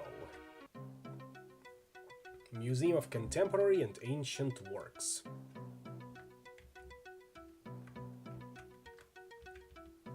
Where did you get that costume, cool person? I want your costume. That is no costume, Gabriel. What we see before us is an actual hominid. It's the warping weave of the Necrobombicon. It's wrestled these wax men from their inanimate slumber. Take care. Those spears are real, though. Are real enough. Hominids. So, what do you got, Tube Samurai? Attack stance. Strength up. Element store. Fire slash. Light fire and physical attack. Omnivore. Bronze enthusiast.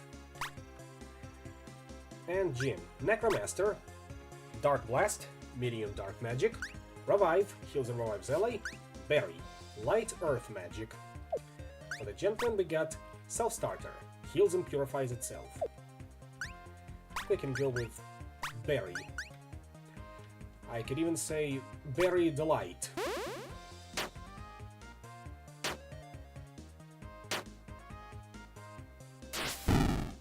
Ooh, that one was pretty good.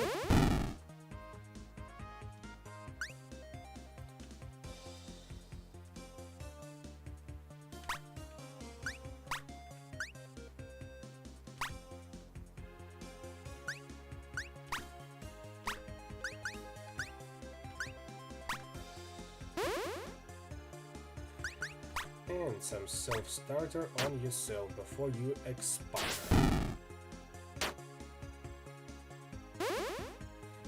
Just like that.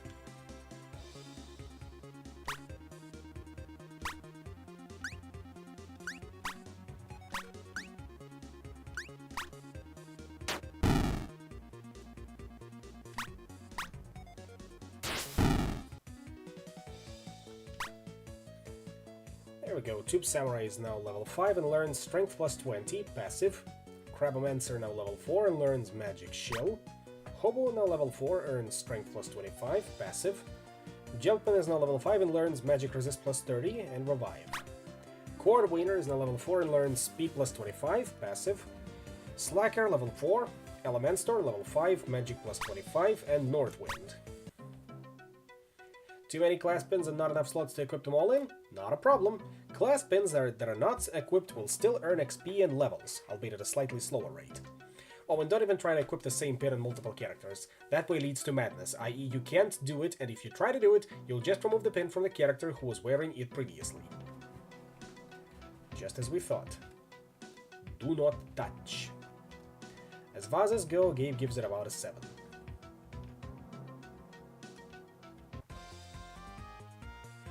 Cave Person.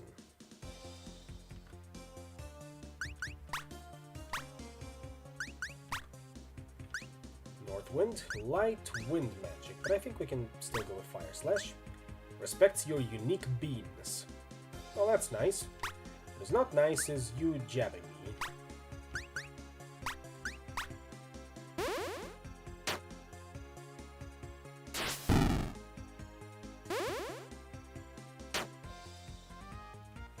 Precisely like that.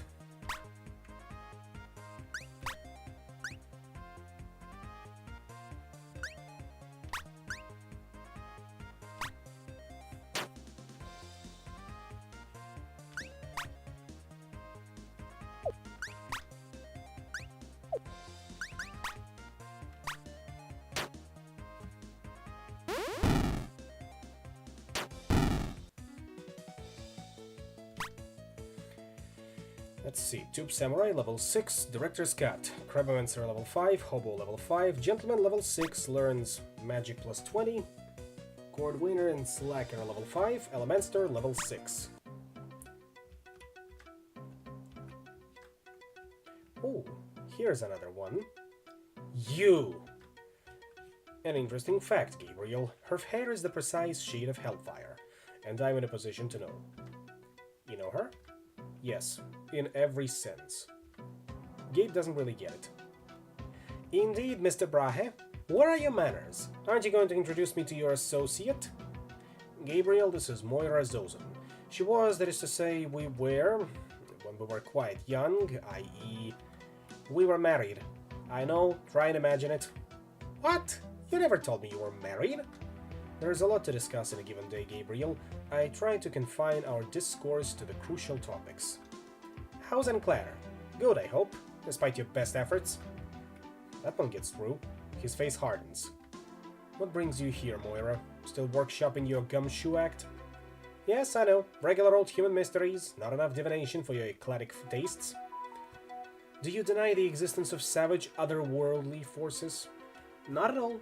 I've seen things. You know that. I mean, you showed me. The difference is that I don't go poking them with a stick. It's a vital distinction. Ooh, burn. She burned you. Just saying. I'll satisfy your curiosity, Mr. Brahe. My client is an unbeatable combination of wealthy and strange. Strange enough to want things that are hard to find, and wealthy enough to pay for the search indefinitely. He's after a set of paintings, a surreal study of the body. one of which was hanging here until it was stolen tonight. That is so crazy. Someone just stole the Wombicon. Really? She shoots Tycho a glance. Hush your mouth, Gabriel. So you are involved in this whole mess. I should have known. I don't see any reason to reinvent the wheel here, boys. We're all here and ultimately we want the same thing. I'm in. Moira has joined your party. No, you're not. Moira leaves your party. I tell you to go to hell, but you're into that. It'll be fun. Come on, I'll even cut you in. Let's solve crimes and get offensively rich. Moira has joined your party for reals. Let's see what class she's got. Naturally, a gumshoe.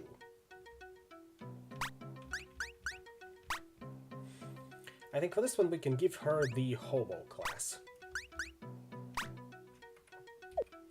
After all, what self-respecting PI does not live in his own office?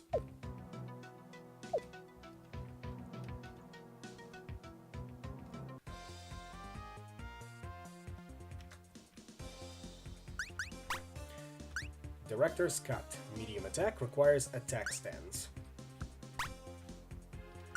As for the gumshoe, she's got North Wind and Interrogate. 0 MP, interrupts. Which one would that be? This one.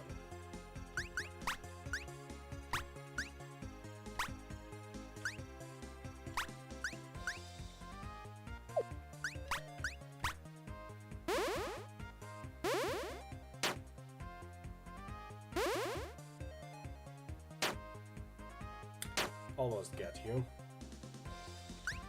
In this case, we'll do it live.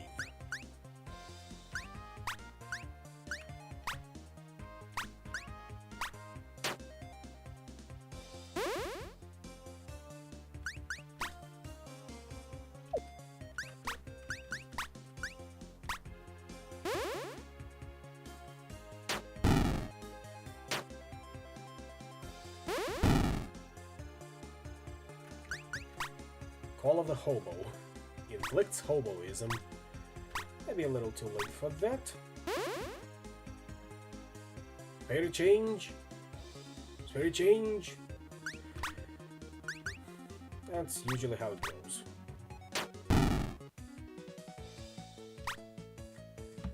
And there we go. Anything new? Does not look like it. Neanderthals. What do we have here? Pterodactyls. Change comes from within. Unfortunately, they mean physical change. The money.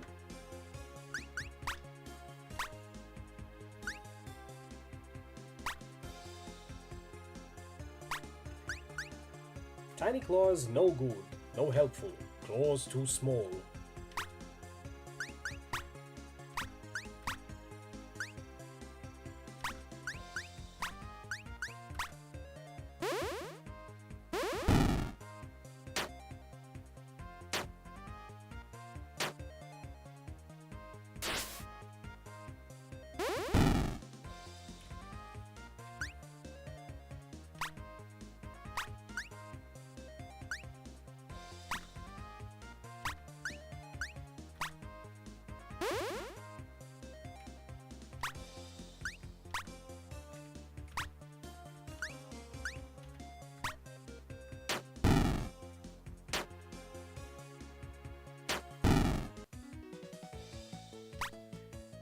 Tube Samurai has speed plus 20, and Hobo now has Tussle.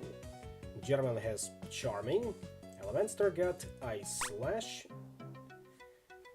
And we got Molotov quantity up. You may now use Molotovs one additional time in each battle. Molotovs can be used to inflict fire damage on an enemy in combat. Increase the damage and number of times you can use Molotovs in battle by purchasing upgrades at the new Arcadia item shop. And that's a Cthulhu painting.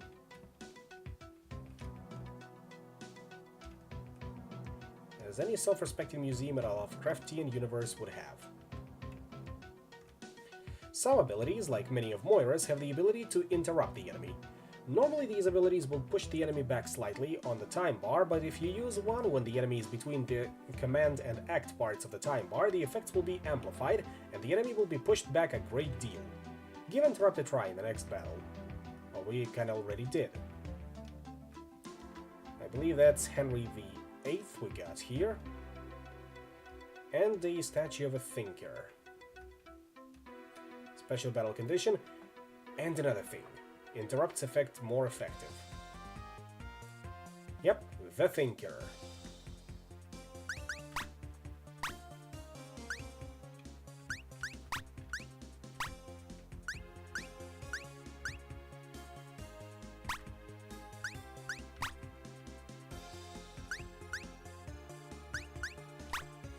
He is thinking about converting you into a lukewarm paste.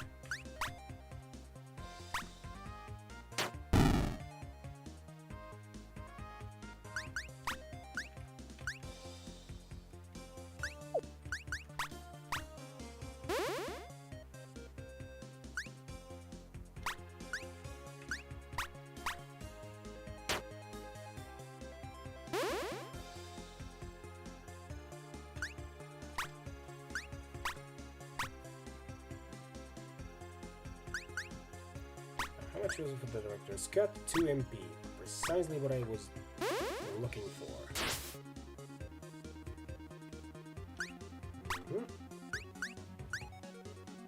Ice shards? No. Ice slash. That's the one we're going to go with. And that should be enough? Not quite. Almost there. Almost.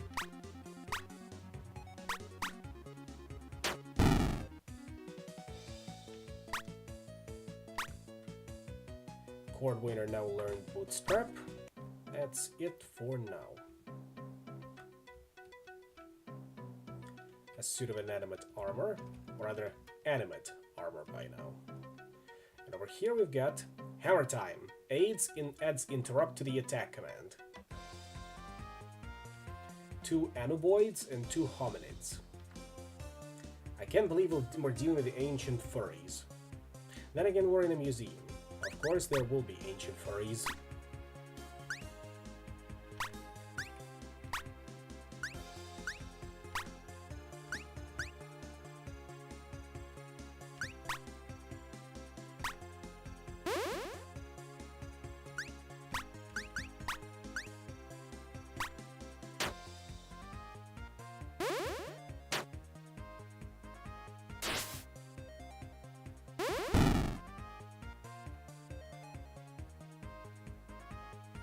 Egypt walked so we could run. Indeed. And praise Sobek. It's not just a mask. His hair is really like that.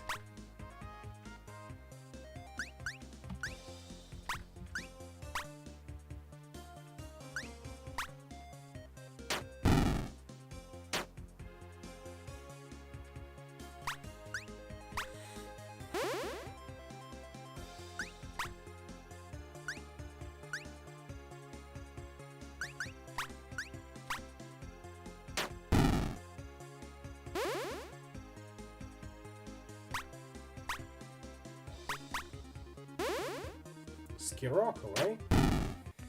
That one caught me a little off guard. Unearthed some buried memories, one might even say. Brute now learned Shut Up. Crabomancer got Defense plus 30 passive, Gentleman got Caning. And what have you been guarding? Bullseye. There is no good reason for any person to ever equip this. Gabriel touches the vase even though the sign explicitly says not to. The pleasure is overwhelming. He feels like a supervillain. but before we do that, what was about that pistola? Elegant.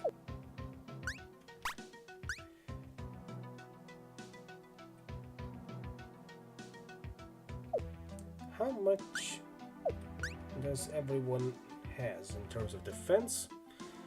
I suppose we can give Bullseye to Gabe, considering he's got the most defense out of everyone.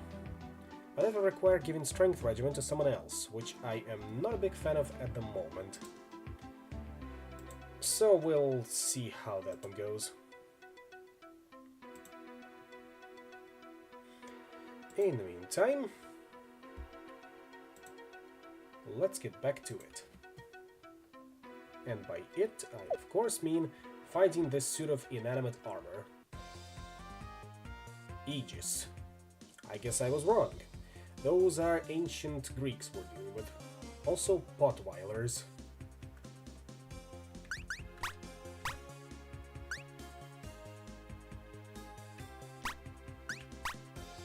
And even worse, more invulnerable version of the other jerk.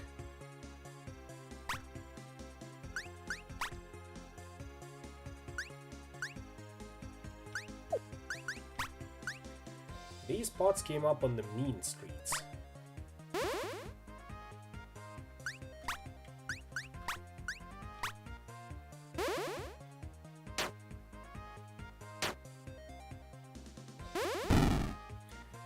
Aha, so they are vulnerable to earth magic. Now, shut up! Light attack interrupts enemies' attacks. It takes 2 MP. Not ideal, but I guess we've gotta start somewhere. Tussle, 2 MP. Light attack, interrupts.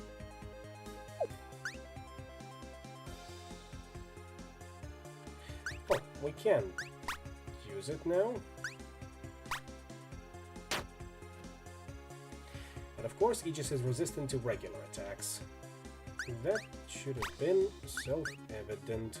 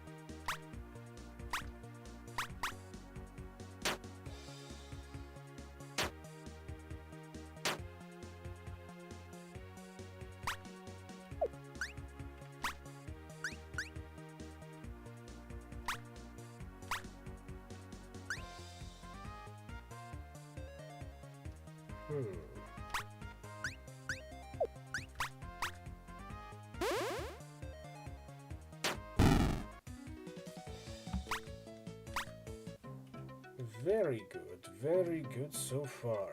Now, before we continue over there, anything else we've missed in that direction? No, I have a feeling it all loops. But we do have some newcomers, and these ones are actually suits of armor, laminant, also a mummy.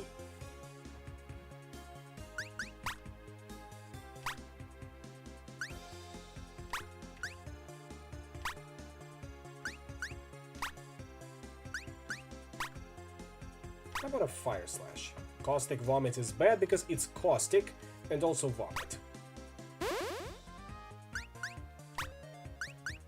Caning, light holy attack. Laminant. Haunted armor? When has that ever happened? Yep, as expected, fire magic is very good against them. And they, being inanimate suits of armor, are not very good against... or rather resistant against holy armor, holy attacks. We are poisoned, which is unfortunate, so anything we can do. But we do have 3 potions. So I suppose we can heal up Jim at least.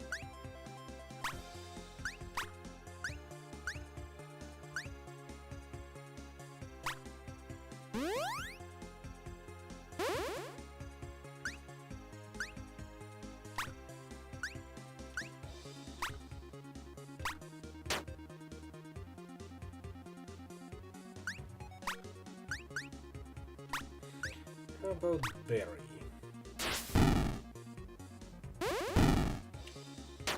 Well, that didn't have anything attached to it, so I'll take it.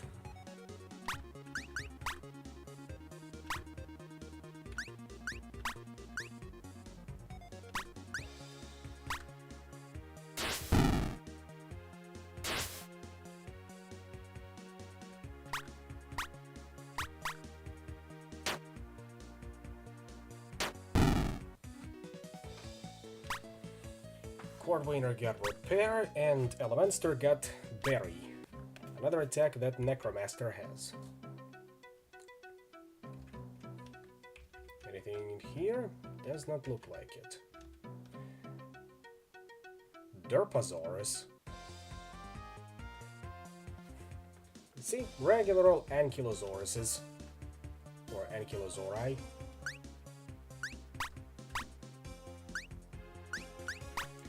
Couple of questions for you, if you don't mind.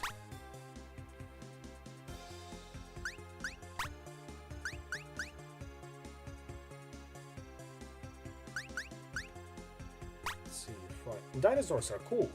Being pulverized by their club tails, less so.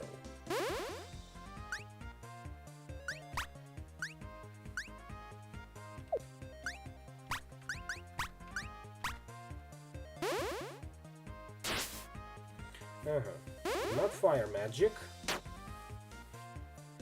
Maybe earth magic, but let's see if they are good against physical attacks.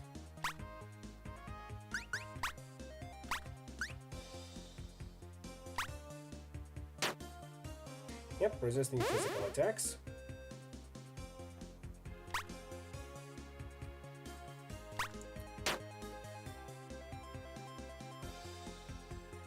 Yep, here we have the Thagomizer, named after late Thag Simmons. That's a classic Far Side strip. Now, how about Caning?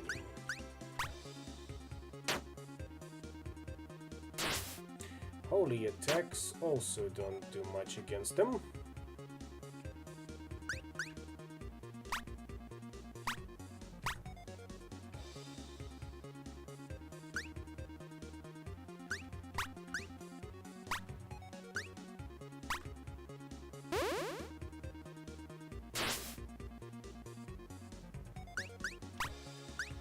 So, Ice Slash.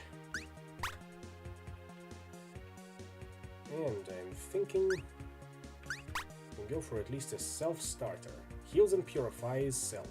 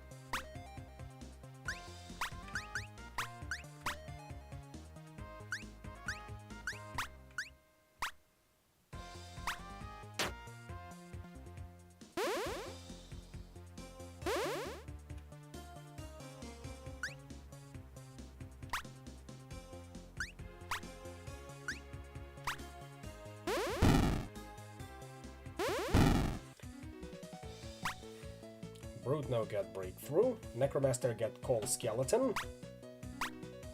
That should be interesting. A Living Painting, which we'll get to in a second. More Pterosaurs.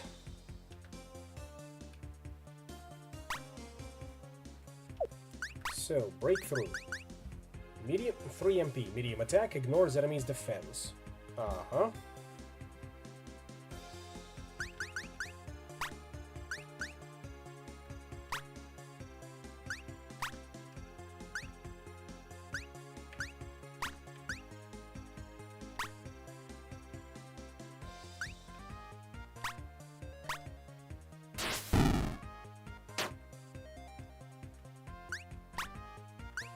So, Call Skeleton. 1 MP summons Undead Help. Let's see how that one works.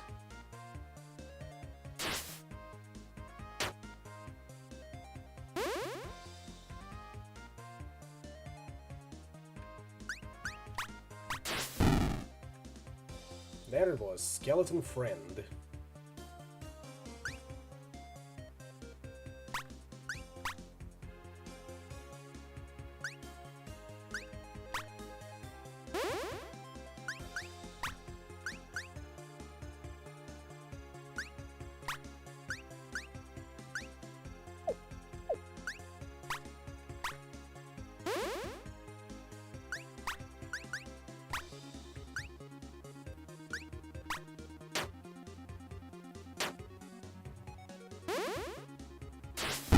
There's the caustic vomit once again. We should be able to finish this up before it becomes too much of a problem.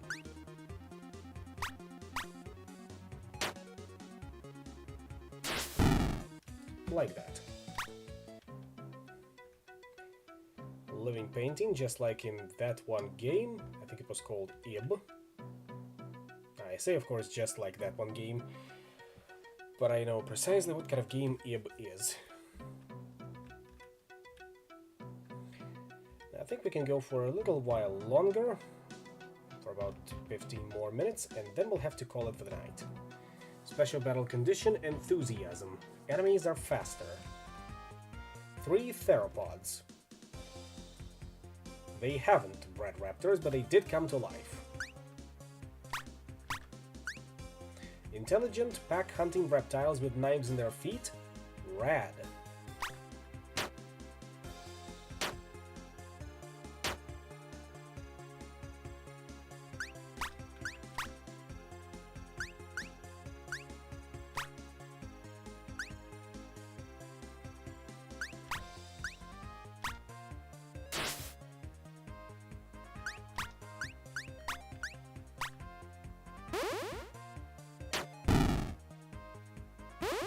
That was a bit of a waste.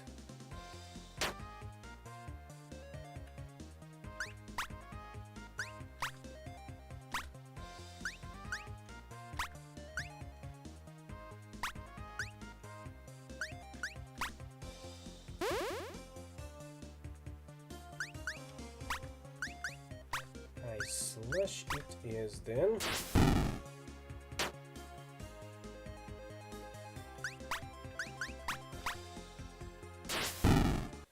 Yep. Since reptiles are cold-blooded, they are more susceptible to ice damage. Makes sense, no? Gumshoe got double tap, Crabomancer got snip snip, Hobo got passive strength plus 50, and Elementor got ice shards. What do we get here? An Isabel, weapon for Moira, mahogany and chrome.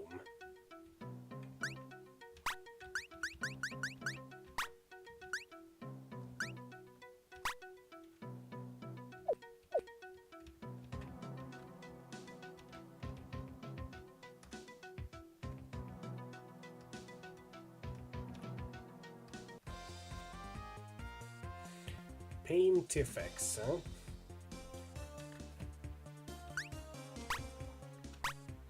Don't let the tongue touch you, or the hand, or the frame. There's double tap. Weak attack interrupts enemy's attack.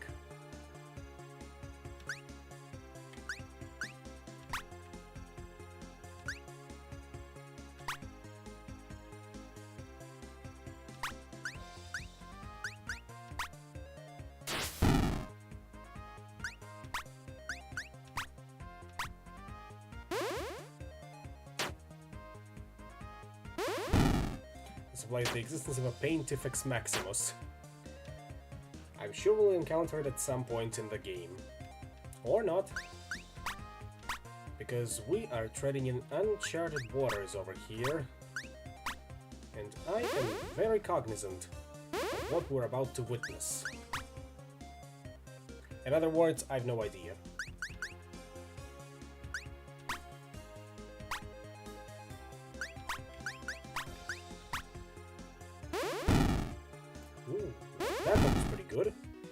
looks like animate armor is also susceptible to ice damage. Or rather, ice magic. Special exhibits. Another Thinker, another Aegis, or some more animate armor. But I think we can go for one more battle. Ooh, that one's gonna be tough. Thinker, Ankylosaurus, and 2 theropods.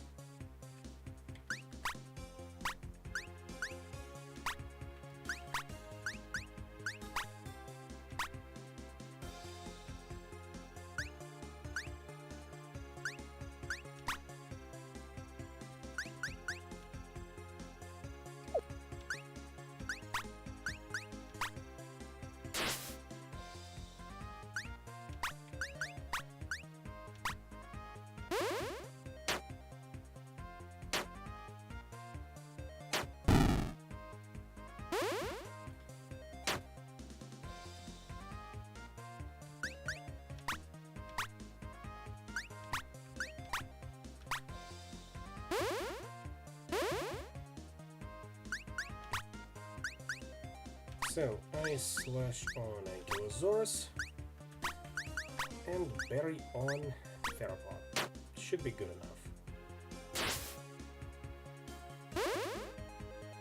No, should have switched it around, I'm guessing.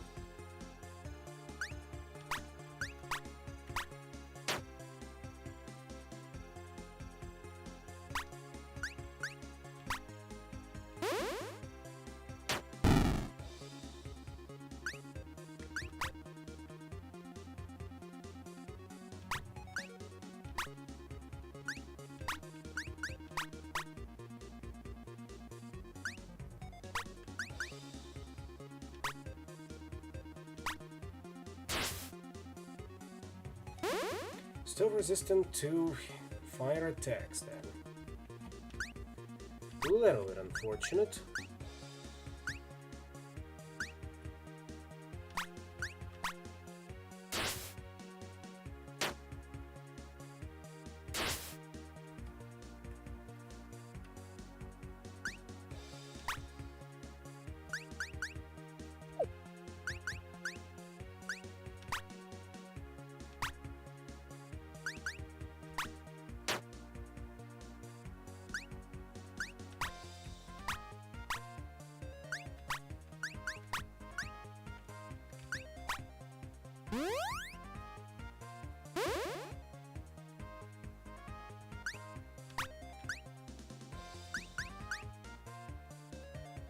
Not yet.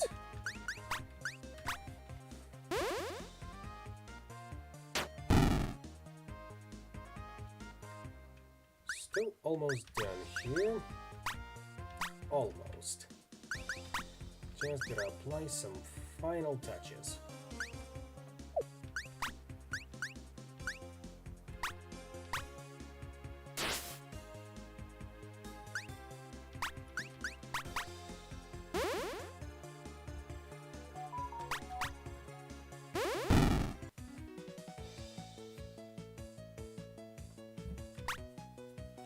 Scholar now has balance. Now where can I look at the class pins?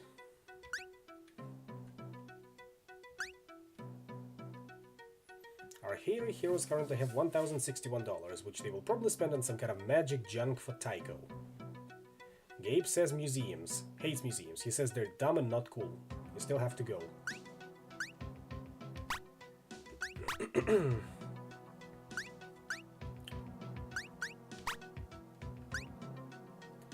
Strength plus 20, speed plus 20 on Tube Samurai. Element Store? Gentleman, what does Charming do? Regular attack uses magic stat, if higher than strength. Interesting, very interesting.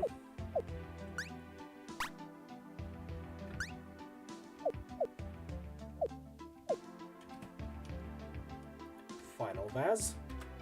Gabriel didn't even want to touch it until he saw the stupid sign. Oh, I think I know what we're going up against.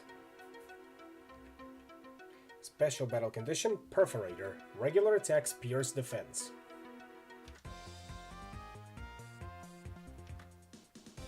I guess this shouldn't be too hard then.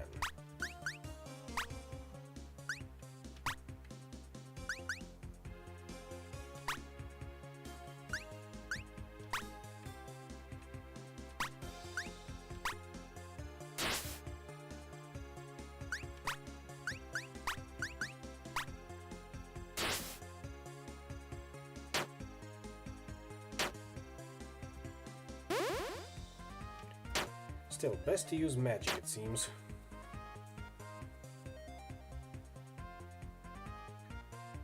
They're susceptible to earth magic.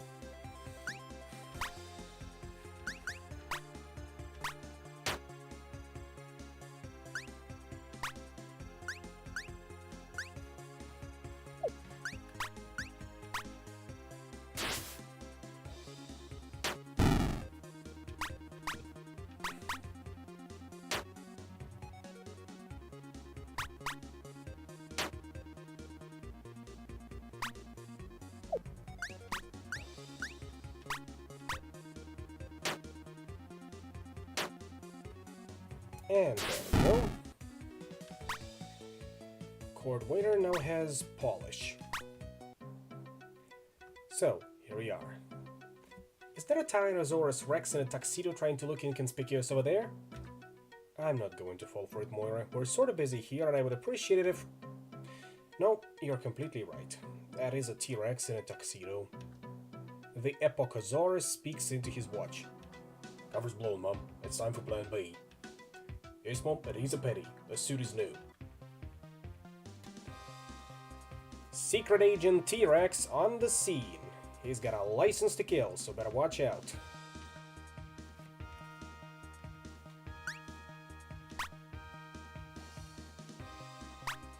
Nobody knows what his deal is. Why can't he join?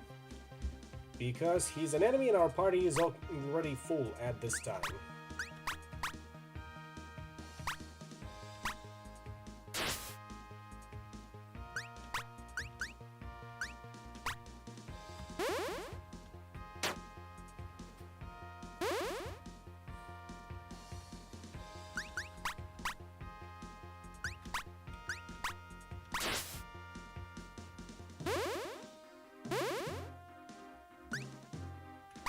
Let's see, will the ice shards do enough damage to you? We'll find out in a bit. Yep, super effective. Definitely more effective than Berry. However, we're not burying Delight deep within just yet. What else? I suppose you can save up for Breakthrough. So for now, it's just a regular attack. Snapshot. Ooh, that one was pretty heavy.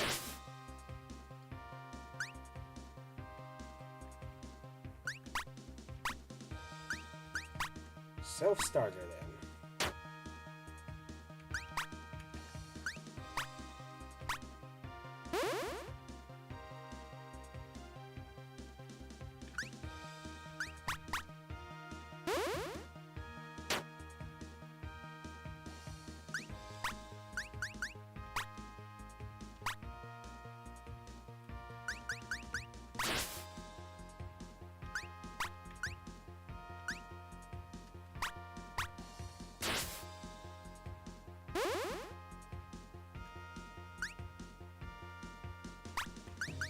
And there's the breakthrough. Almost got him.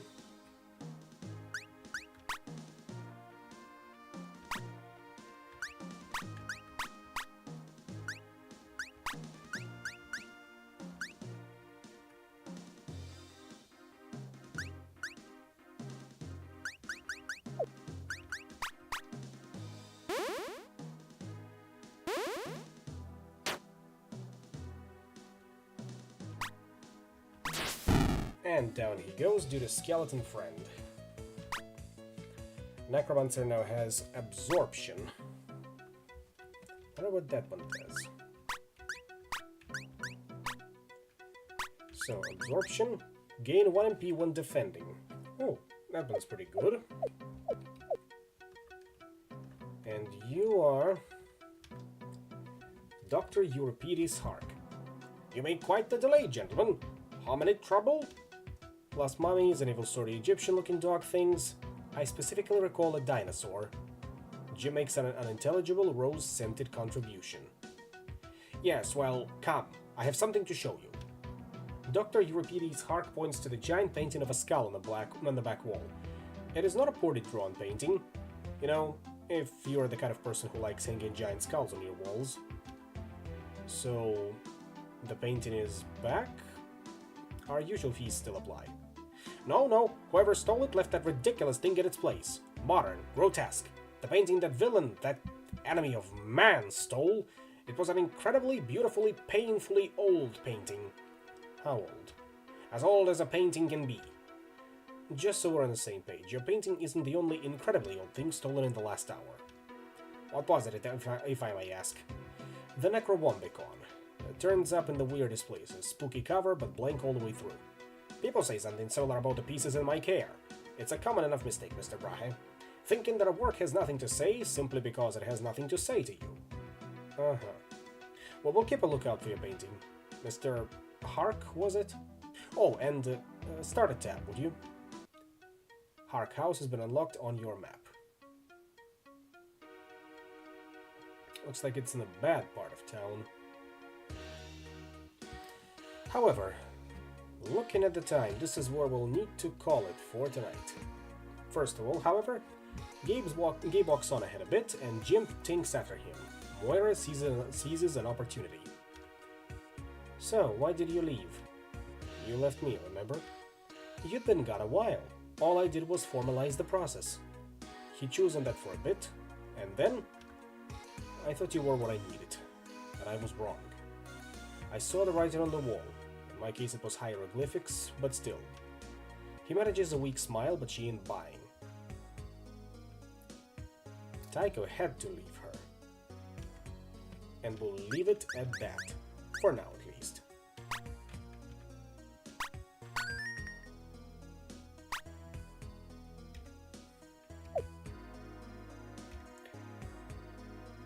And now, I suppose we can simply close the game, like so. And on that note, just as I said, I will see you all in the next one. I still got to prepare the presentation for the next reading book, or rather the next chapter, because I still haven't started on that one, unfortunately. But I still got tomorrow, and the day after tomorrow. But for now, until next time.